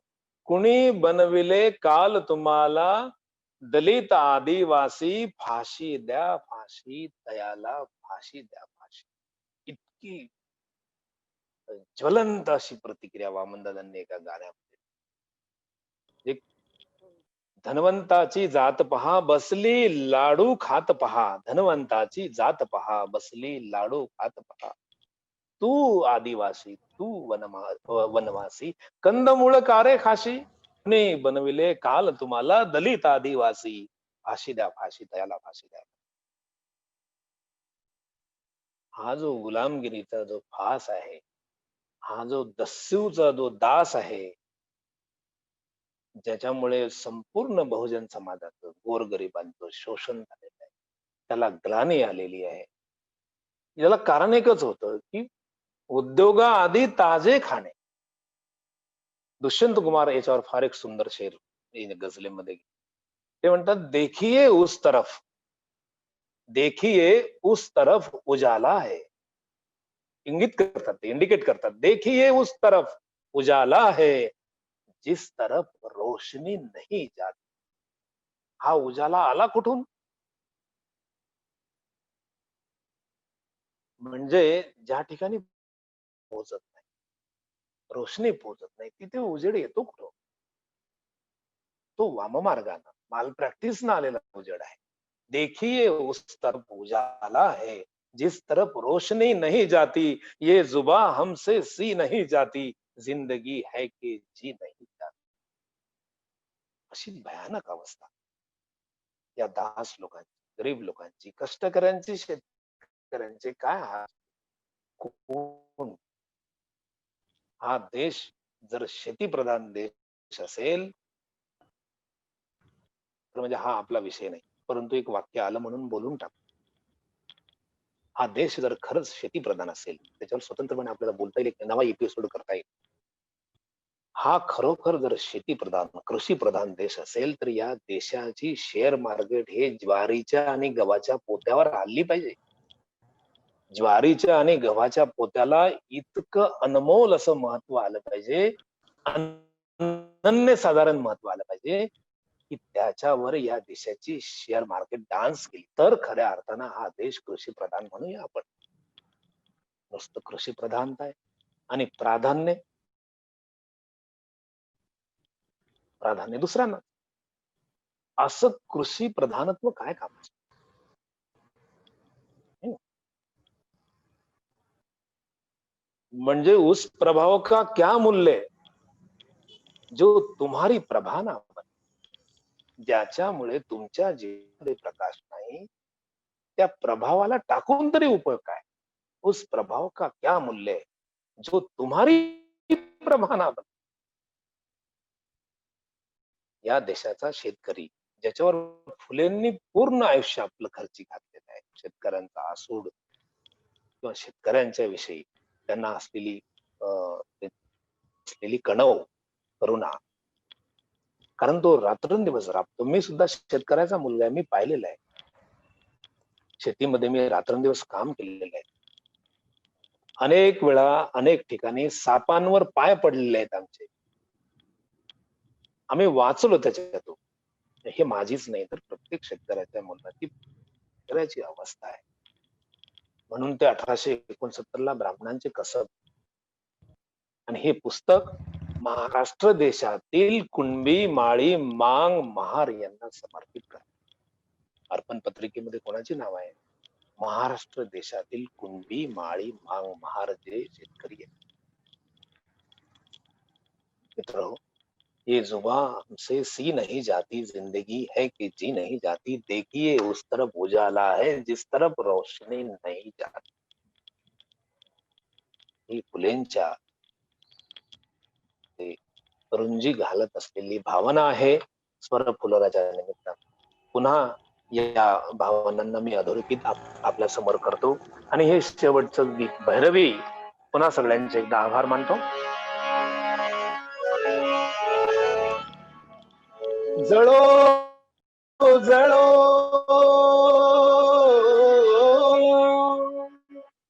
जळो जळो तुमचे जीने, जळो जळो जळो जळो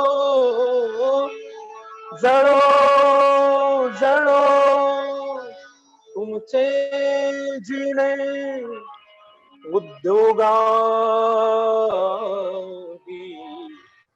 ताजे खाणे, उद्योगादी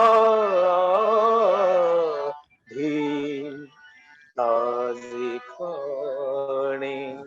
जळो जळो तुमचे जिने, जळो हो जळो.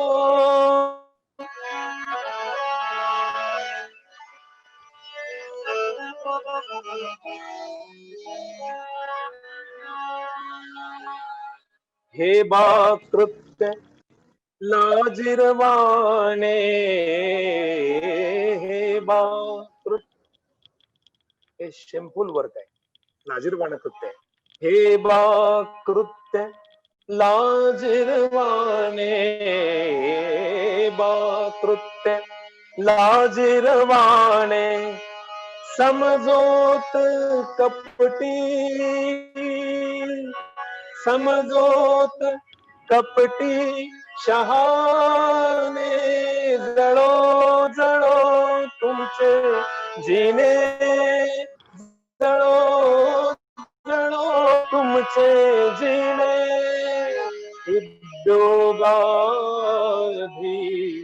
ताजे खाणे, उद्योगाधी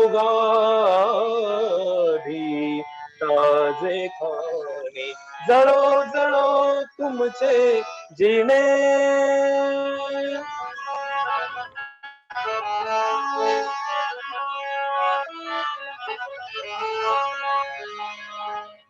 घ्यावी घ्यावी माझी भाक, घ्यावी घ्यावी माझी भाक, घ्यावी घ्यावी माझी भाक, घ्यावी घ्यावी माझी भाक, घ्यावी घ्यावी माझी भाक.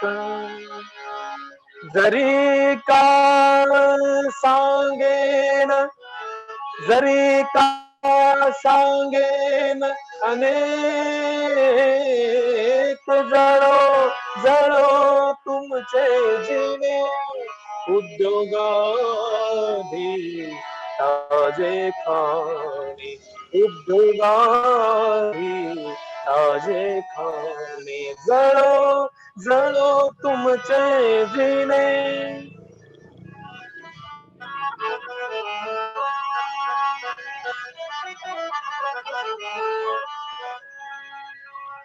स्वकष्टाने पोटे भरा,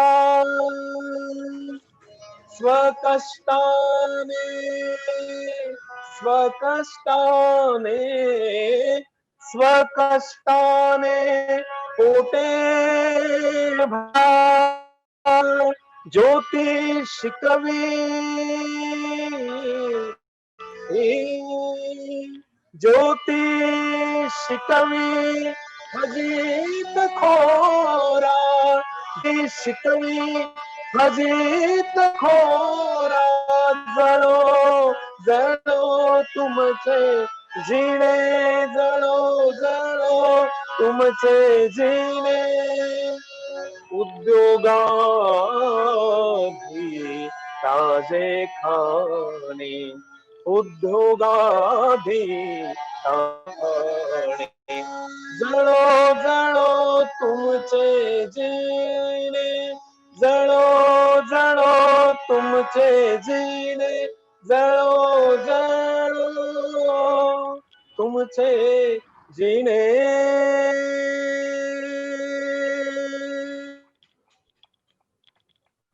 धन्यवाद. खरं तर खूपच तुम्ही सुंदर असं सगळं गायन केलेलं आहे. अर्थात मला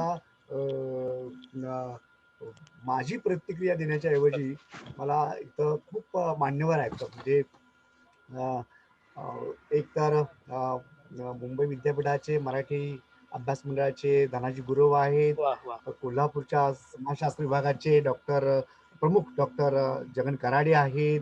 प्राचार्य सुधाकर लहू पचांग आहेत. चित्रपट दिग्दर्शक अरविंद दवे आहेत. वाह वाह. उर्मिला पवार आहेत. प्राध्यापिका मीना गोखले आहेत. आशालता कांबळे आहेत. प्राध्यापिका विद्या चोर पगार आहेत. कवी आत्माराम गोडबोले आहेत. निलकंठ शेरे आहेत. त्यानंतर डॉक्टर सुनील चंदनशिवे आहेत. शीतल पावसकर आहेत. राजेंद्र डोंगरदिवे आहेत. अनेक मंडळी इथं आहेत. खरं तर मला असं वाटतं की त्यांनी थोडं हे करावं.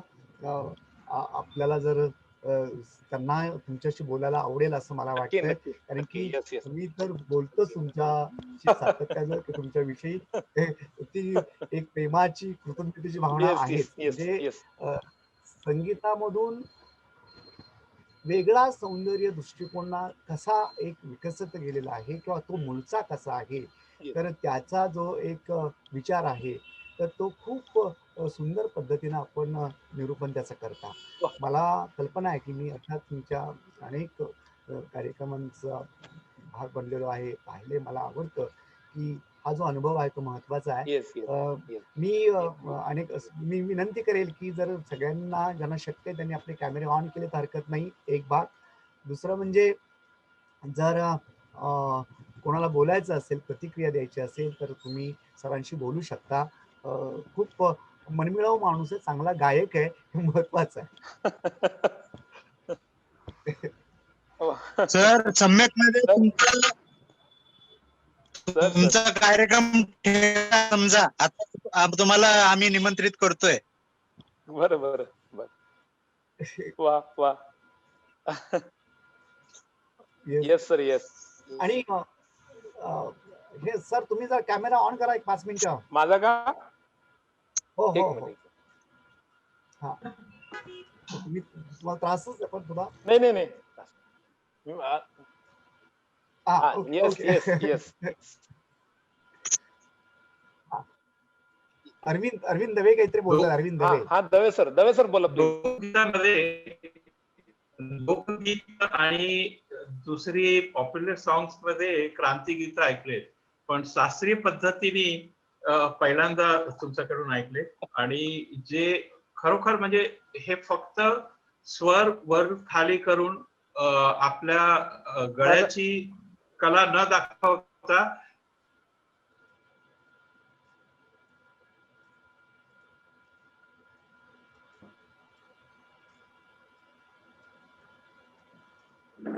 एक मिनिट. सर आवाज गेला आवाज. Arvind microphone on. Arvind sorry micro. हा सर, आम्ही लोकगीत आणि पॉप्युलर सॉंग्स मध्ये पुरोगामी आणि हे विचाराचे गाणे ऐकलेले, पण पहिल्यांदा शास्त्रीय पद्धतीचे गायकी जे तुमच्याकडून ऐकले ते अप्रतिम आहे. आणि जे एपिलॉग किंवा एक्सप्लेनेशन तुम्ही जे भरून दिलं आणि बॅकग्राऊंड जे सांगितलं ते अप्रतिम होतं. आणि खरोखर तुमचा प्रोग्राम लय आवडलं. Thank you sir Jai Bhim. Godbole sir बोलतोय sir. Jai Bhim sir. Sir Jai Bhim. Microphone on करा. संजय मोहोड सर मायक्रोफोन तुमचा ऑन करा. सर जय भीम. हा एक मिनिट. हा सर गोडबोले सर बोलतोय. Godbole sir. Jai Bhim sir. Jai Bhim. Sir मला या सर्वांच्या साक्षीनं हे सांगायचं आहे की कार्यक्रम खूपच म्हणजे संगीत आणि विचार दोन्हीही या कार्यक्रमामधून आम्हाला ऐकायला मिळालेले आहेत. आणि सगळ्यात महत्वाचं म्हणजे सर हे तुम्ही ज्या वाटेवरून जात आहात, तुम्ही जो प्रवास करत आहात आणि जो आधी ठरवलं होतं की मला जे करायचं आहे तेच मी करणार आहे.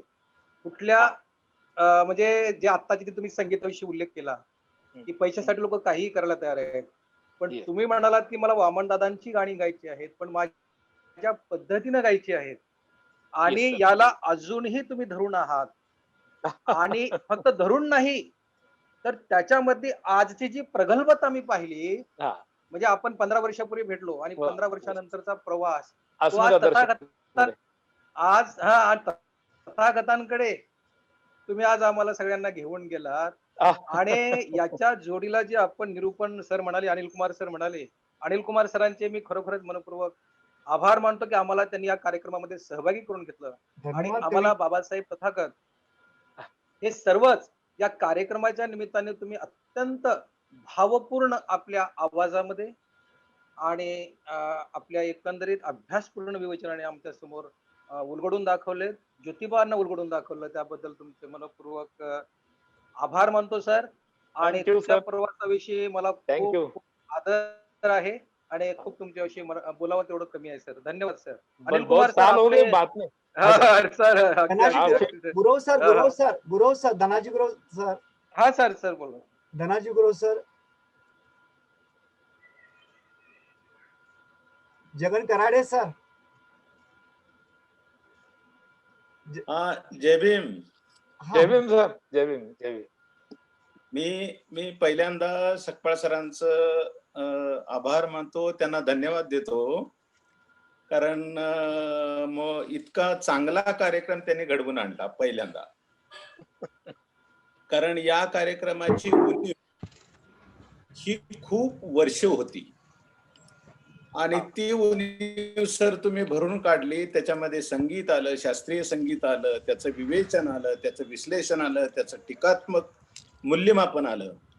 सगळं काही त्याच्यात आलेलं आहे. त्याच्यामुळे सर तुम्ही अभिनंदनास पात्र आहात. तुम्ही केअरफुली ऐकले कराडे सर. तुम्ही खूप केअरफुली ऐकलेलं दिसते. येस. मी काय आहे की उणीव होती. आतापर्यंत बाकीच्या सगळ्या गोष्टी होता आहेत, पण या पद्धतीचं होत नाहीये. आणि विशेष करून शास्त्रीय संगीतामध्ये हे येणं गरजेचं होतं. Yes. कारण शास्त्रीय संगीतावर काय त्याला म्हणतो, कॉपीराईट ज्यांचा आहे त्यांना दखल आहे की त्याच्यामध्ये कबीर येत आहेत, बुद्ध येत आहेत, बाबासाहेब येत आहेत, फुले तर अगदी वेगवेगळ्या पद्धतीने मांडले तुम्ही. खरंच सर तुम्ही मी तुमचं कौतुक करतो आणि सगळ्यांच्या वतीनं पुन्हा एकदा धन्यवाद देतो. Thank you sir. सकपाळ सरांना मी त्यांचे आभार मानतो या आयोजनाबद्दल. खरे आभार त्यांचेच आहेत, सपकाळच आभार आहेत बस. गुरव सर, धनाजी गुरव सर, धनाजी खरं. गुरव सर आहेत ना, धनाजी गुरव सर, मीना गोखले मॅडम, गोखले मॅडमने खूप छान प्रतिक्रिया दिली होती याला. गोखले मॅडम, मीना गोखले मॅडम काय कुठे आहे, त्यांनी छान प्रतिक्रिया. हा गुरव सर बोलतात आता. Gurav sir please. फारच व्यासंगपूर्ण असा कार्यक्रम होता आणि जी सहजता होती ते सगळं तत्वज्ञान पचवल्याशिवाय येत नाही. आणि आम्हा सगळ्या सरांचा आवाज येत नाही. हो हो, थोडा जवळ घ्या मोबाईल. गुरव सर थोडं जवळ. हा फारच व्यासंगपूर्ण अशा प्रकारची मांडणी आपण केलेली आहे सर. आणि आपला जो व्यासंग आहे तो व्यासंग सगळ्यांनी लक्षात घ्यायला पाहिजे. कारण सगळं तत्वज्ञान पचवल्याशिवाय अशा प्रकारचं व्यासंग येऊ शकत नाही. वरवरचं अशा प्रकारचं आपलं विश्लेषण नव्हतं, तर फार डीप, खोल आणि तुलनात्मक दृष्ट्या सुद्धा फार महत्वाचं वाटलं. कारण अशा अनुभवाचा हा समृद्ध अशा प्रकारचा अनुभव होता. आणि तो अनुभव आम्हाला सगळ्यांना तुमची पुन्हा व्याख्यानं, तुमची पुन्हा संगीतमय मैफल ऐकायला भाग पडेल. आणि आपण युट्यूबवर अशा प्रकारची व्याख्यानं किंवा अशा प्रकारचे संगीतमय विश्लेषण आपण जरूर नेहमी तुमचे झालेले कार्यक्रम प्रक्षेपित करावेत अशी मी विनंती करतो. आणि अनिल सरांना धन्यवाद देतो. धन्यवाद. मीना गोखले मॅडम त्यांनी खूप छान प्रतिक्रिया दिली होती. मीना गोखले मॅडम. विद्या चोरपगार मॅडम. हा सर आहे मी. सर मोहोड सर आपले खरं तर खूपच अभिनंदन. मी सर औरंगाबादला होते तेव्हा आपल्या वामनदादा कर्डकांच्या जितक्या पण संगीत मैफिली झाल्या मी त्या अटेंड केलेल्या आहेत. आणि एक ती जादू माझ्यावरची अजूनही संपलेली नव्हती की कायम. फोटोग्राफर कुठे आहे? आहेत फोटोग्राफर पण आहेत सर, ते सध्या औरंगाबादला आहेत. तर मला असं म्हणायचं सर की ही जी स्वर मैफिल आपण जो स्वर फुलोरा आम्हाला आमच्यापर्यंत पोहोचवलेला आहे हा अत्यंत वैचारिक असा आहे. एक व्यावसायिक संगीताच्या पलीकडे मला असं म्हणावं लागेल. एक कदाचित प्रतिक्रिया द्यायला मी लहान पडत असेल, पण मला जितकं हे समजलं मी त्यामध्ये बोलेल की व्यावसायिक संगीताच्या पलीकडे वैचारिक संगीताची एक नवनिर्मिती आपण केली. अत्यंत संवेदनशील, भावनाशील आणि मृदुल अशा स्वरामध्ये आपण जी ही वैचारिक मांडणी केली ही अप्रतिम आहे सर. आणि मला असं वाटतंय की संगीत जगतामध्ये या आपल्या रचनेमध्ये आपल्या रचनेला म्हणजे सर्वोत्तम असा दर्जा प्राप्त व्हावा, त्या स्थानास पात्र अशी ही आपली रचना आहे सर, असं मला वाटतं.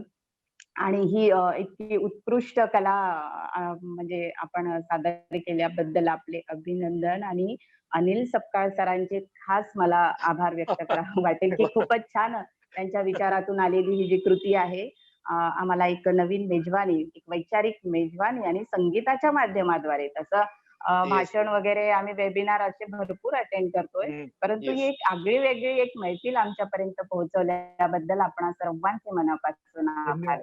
धन्यवाद. मॅडम.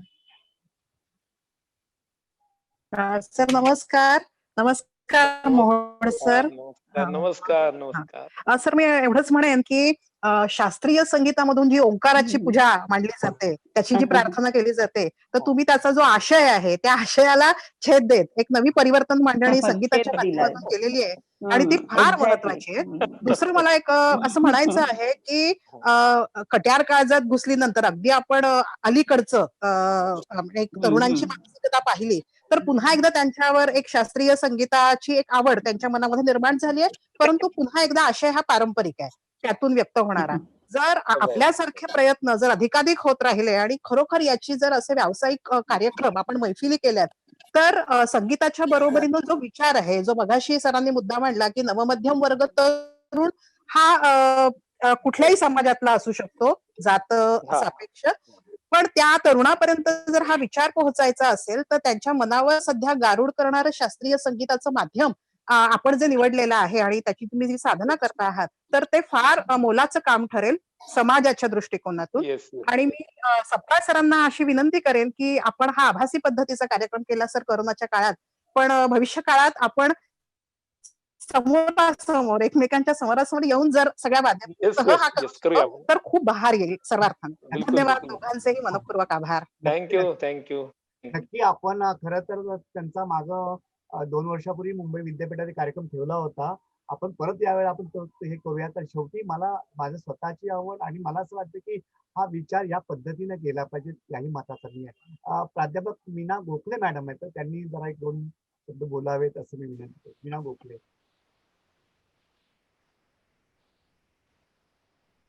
गोखले मॅडम अनम्यूट करत मला.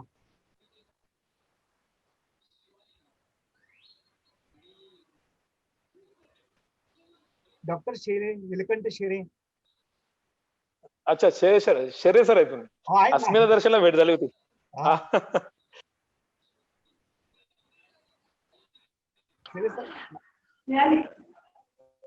ओके.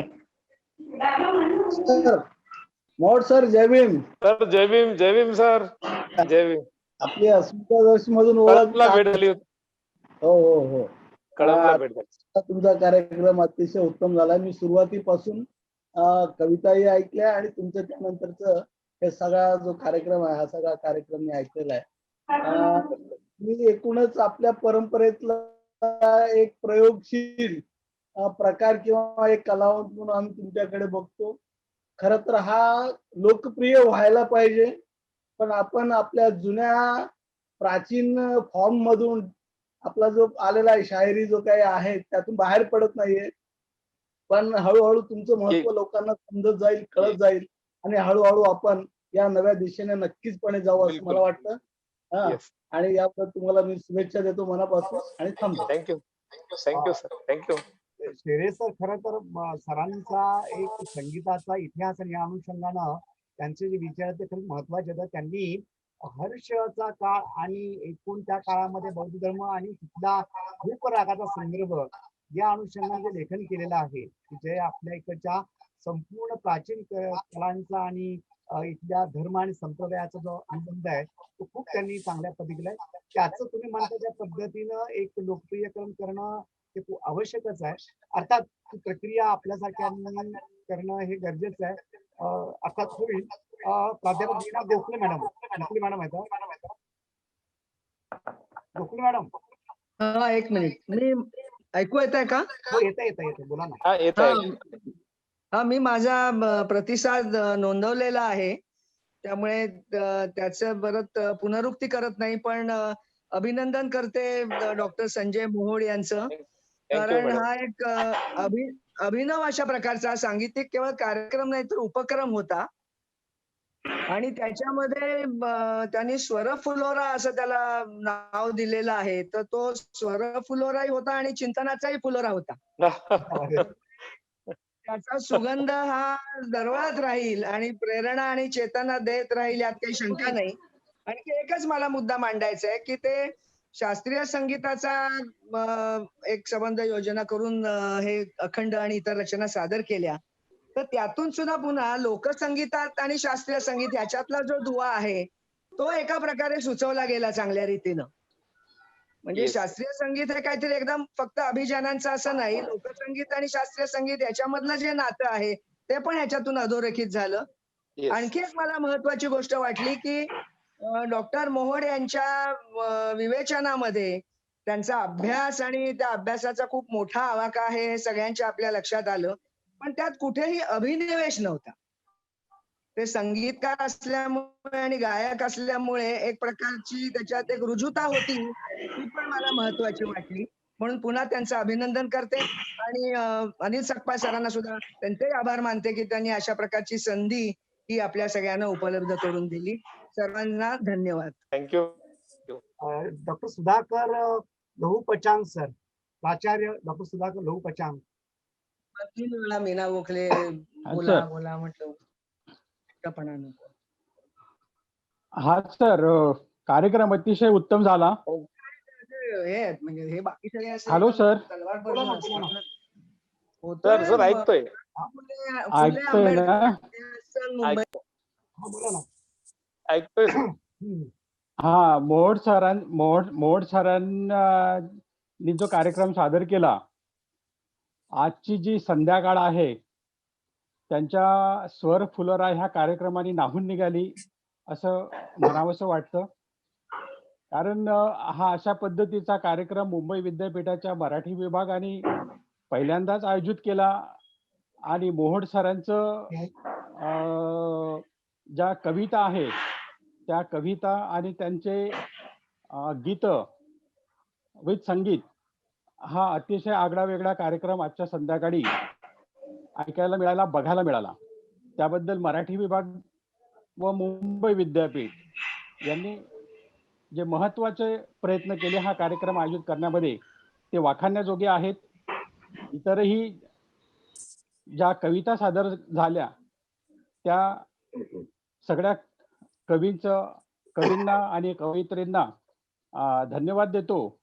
आणि अशाच पद्धतीचे कार्यक्रम मराठी विभाग आणि फुले आंबेडकर चर यांच्या वतीनं दरवर्षी आयोजित करण्यात यावेत आणि अतिशय उच्च प्रतीचे विचार आम्हाला ऐकायला मिळावेत अशा पद्धतीचा इच्छा व्यक्त करतो आणि 2 शब्द संपवतो. धन्यवाद. थँक्यू अनिल. धन्यवाद. Thank you sir. थँक्यू. डोंगर दिवे सर.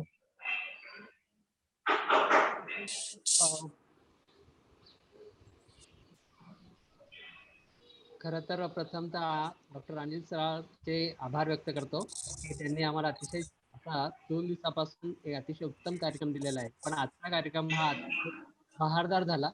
त्यात आलेले सगळे कवी यांच्या काव्यरचना ही फुलेंच्या विचारांचा आणि एकूण बुद्ध फुले आंबेडकर विचार प्रगट करणाऱ्या होत्या.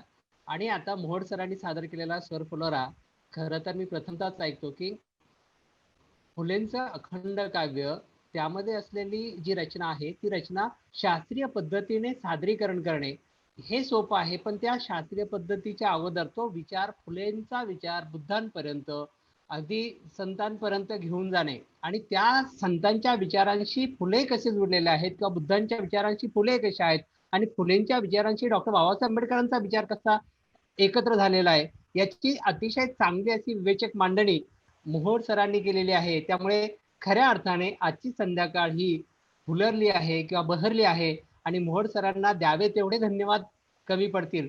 त्यांनी खूप अतिशय चांगल्या प्रकारचं मार्गदर्शन आमच्या नवीन तरुणांना दिलेलं आहे. खऱ्या अर्थाने एखाद्या अखंडाकडे कोणत्या नजरेने पाहावं, त्याचं विश्लेषण कसं करावं याची उत्तम मांडणी आणि उत्तम दृष्टेपणा आमच्या डोळ्यासमोर ठेवलेला आहे. तेव्हा मी सरांचे अभिनंदन करतो आणि आभारही व्यक्त करतो आणि आपल्या अध्यासनाखाली जे 6 तारखेपर्यंत कार्यक्रम होणार आहेत ते उत्तम दर्जाचे आहेत याबद्दल आमच्या मनात शंका नाही. पुन्हा एकदा अनिल सरांचे आभार आणि सरांचं खूप खूप खूप अभिनंदन. सर, तुमचे कार्यक्रम आम्ही नक्कीच आमच्या कॉलेजलाही आयोजित करू. मी अनिल सरांकडून तुमचा नक्कीच मोबाईल नंबर घेईल आणि आपला संपर्क करेल. सर, आपल्या कॉलेजमध्ये ज्या पद्धतीने आम्हाला आयोजित करता येईल कोरोना गेल्यानंतर किंवा कोरोनाच्या काळामध्ये, तर मी नक्कीच माझ्या पातळीवर पुन्हा एकदा मुंबई विद्यापीठातील वेगवेगळ्या कॉलेजमध्ये तुमच्या कार्यक्रमाला आणि फुले विचाराला या पद्धतीने पुढे नेता येत आहे. एक नवी प्रेरणा समाजासमोर ठेवता येते. कारण आपण मान्य आहे मला की आपल्याकडे आंबेडकरी गाणी किंवा आंबेडकर गीते ही खूप मांडल्या गेलेली आहेत, पण फुलेंची रचना तुम्हीच दुर्मिळपणे मांडता हे आता सत्य झालेलं आहे किंवा मला पटलेलं आहे.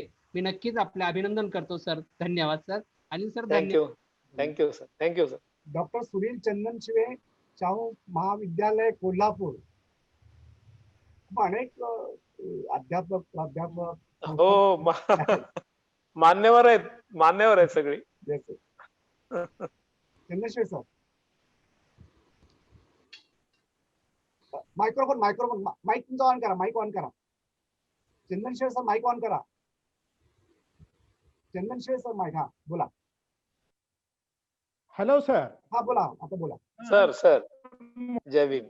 आणि महात्मा फुले काही गायन आता सरांनी त्या पद्धतीनं एक वेगळ्या पद्धतीनं की आंबेडकरी कविता किंवा आंबेडकरी गाणी आपण त्याही पेक्षा वेगळ्या पद्धतीनं किंवा गायनाच्या सोबत मिळाली फार सुरेख गायन, सुंदर असं निवेदन सर त्यामध्ये करत होते. आणि विशेषतः अनिल सपकाळ सरांनी धन्यवाद देतो. त्यांच्या काय संकल्पना असतात, त्यांच्या डोक्यामध्ये काय असतात फार वेगळ्या आम्हाला हा कार्यक्रम ऐकायला मिळाला. म्हणतो आणि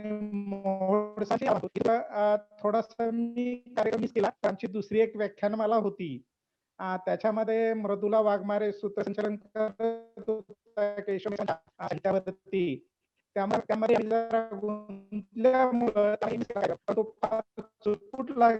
कार्यक्रम आम्ही मिस करू नयेत. आणि तुम्हाला पुन्हा एकदा मोहोड सरांना आणि आमचे मित्र सपकाळ सरांनी धन्यवाद देतो. आणि सुरेख कार्यक्रम झाला, छान वाटलं सर. Thank you sir. धन्यवाद. खरं तर मृदुला वाघमारे या ठिकाणी आपल्या कार्यक्रमामध्ये बऱ्याच आणि अर्थात त्यानंतर त्यांना जावं लागलं सांगितलंय. मी किरण सुरवसे सरांना विनंती करतो. किरण सुरवसे, प्राध्यापक किरण सुरवसे,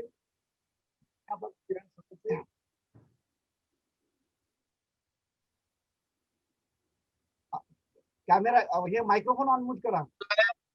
अनिल सर. सर, हा बोला बोला बोला. अतिशय उत्कृष्ट कार्यक्रम झालेला आहे. आणि मागच्या वेळेस सम्यक साहित्य संमेलनामध्ये तुम्ही आला होता. परत एकदा आम्ही तुम्हाला निमंत्रित करतो, कारण हे अखंडित परिवर्तनाची चळवळ तुम्ही ज्या पद्धतीनं हाती घेतली आणि तरुणांना एक चांगलं विचार देण्याची प्रक्रिया तुमच्या या सगळ्या अखंडामध्ये आणि गायकीमध्ये आहे, त्याबद्दल पुन्हा एकदा तुमचे अभिनंदन, आभार.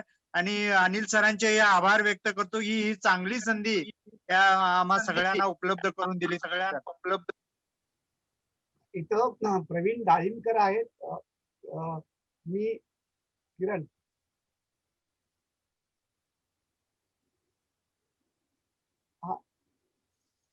आवाज हा प्रवीण डाळिंबकर आहेत. प्रवीण डाळिंबकर एक चांगला गुणी नट. प्रवीण डाळिंबकर,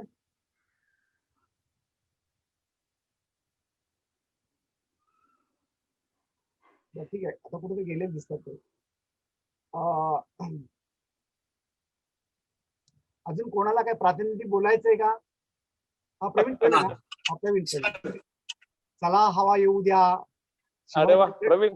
शिवाजी अंडरग्राउंड भीमनगर मोहल्ला. Mohod sir, Jai Bhim sir. प्रवीण जय भीम. कसा आहे तू? सर मी छान आहे. मी औरंगाबादला असताना हा आधी कार्यक्रम बघितला होता सर, कारण की त्यावेळेस नवीन संकल्पना तुम्ही घेऊन आला होता. Yes yes. त्यावेळेस बरेच तिकडं लोक म्हणायचे पण की हे शास्त्रीय आणि आंबेडकरी गाणं याविषयी बरंच तिकडं हे व्हायचं. मलाही हा प्रश्न पडला होता त्यावेळेस, पण तो उपक्रम तुम्ही त्यावेळेसही झाला होता तो भारी. आणि आजही इतक्या वर्षानंतर आम्ही ऐकलं आणि तुम्हाला बघितलं आहे मी बऱ्याच वर्षानंतर.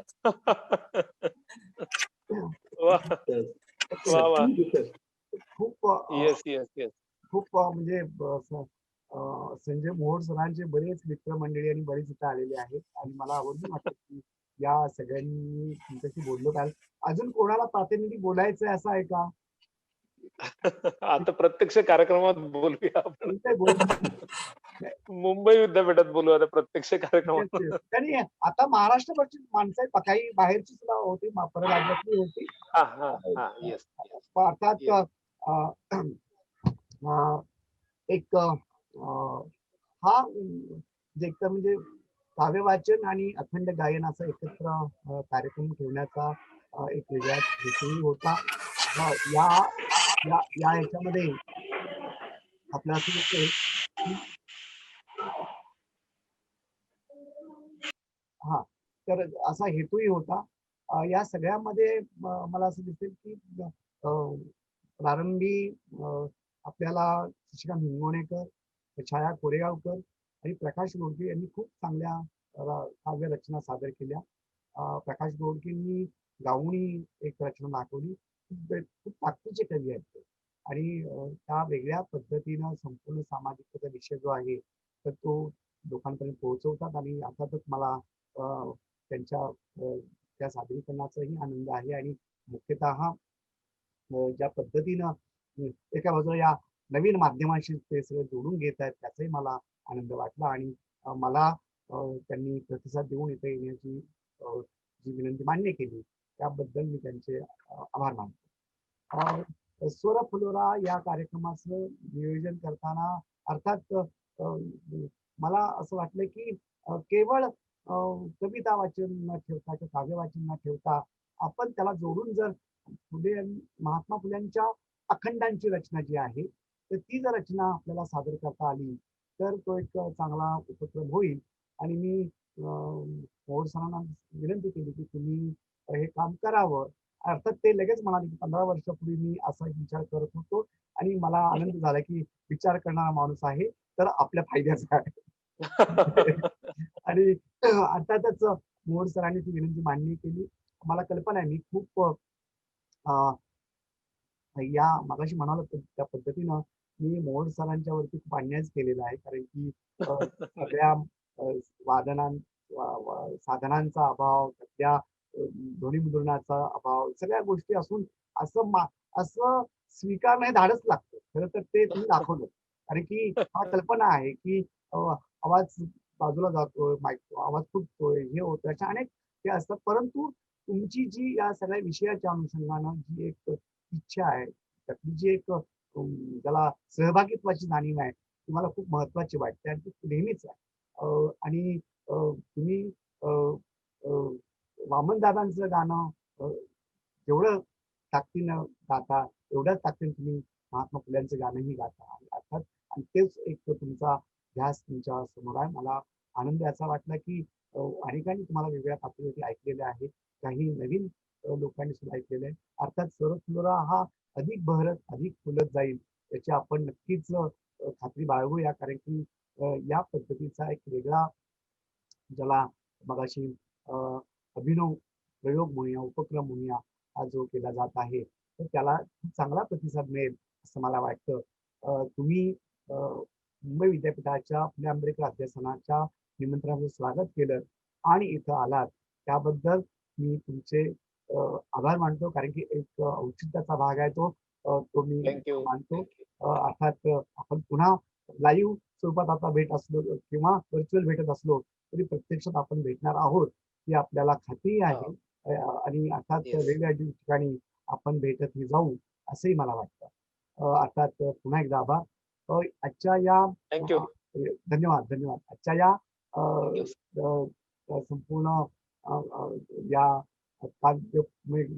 स्वर फुलोरामध्ये आणि सुरुवातीला काव्य वाचनामध्ये अनेक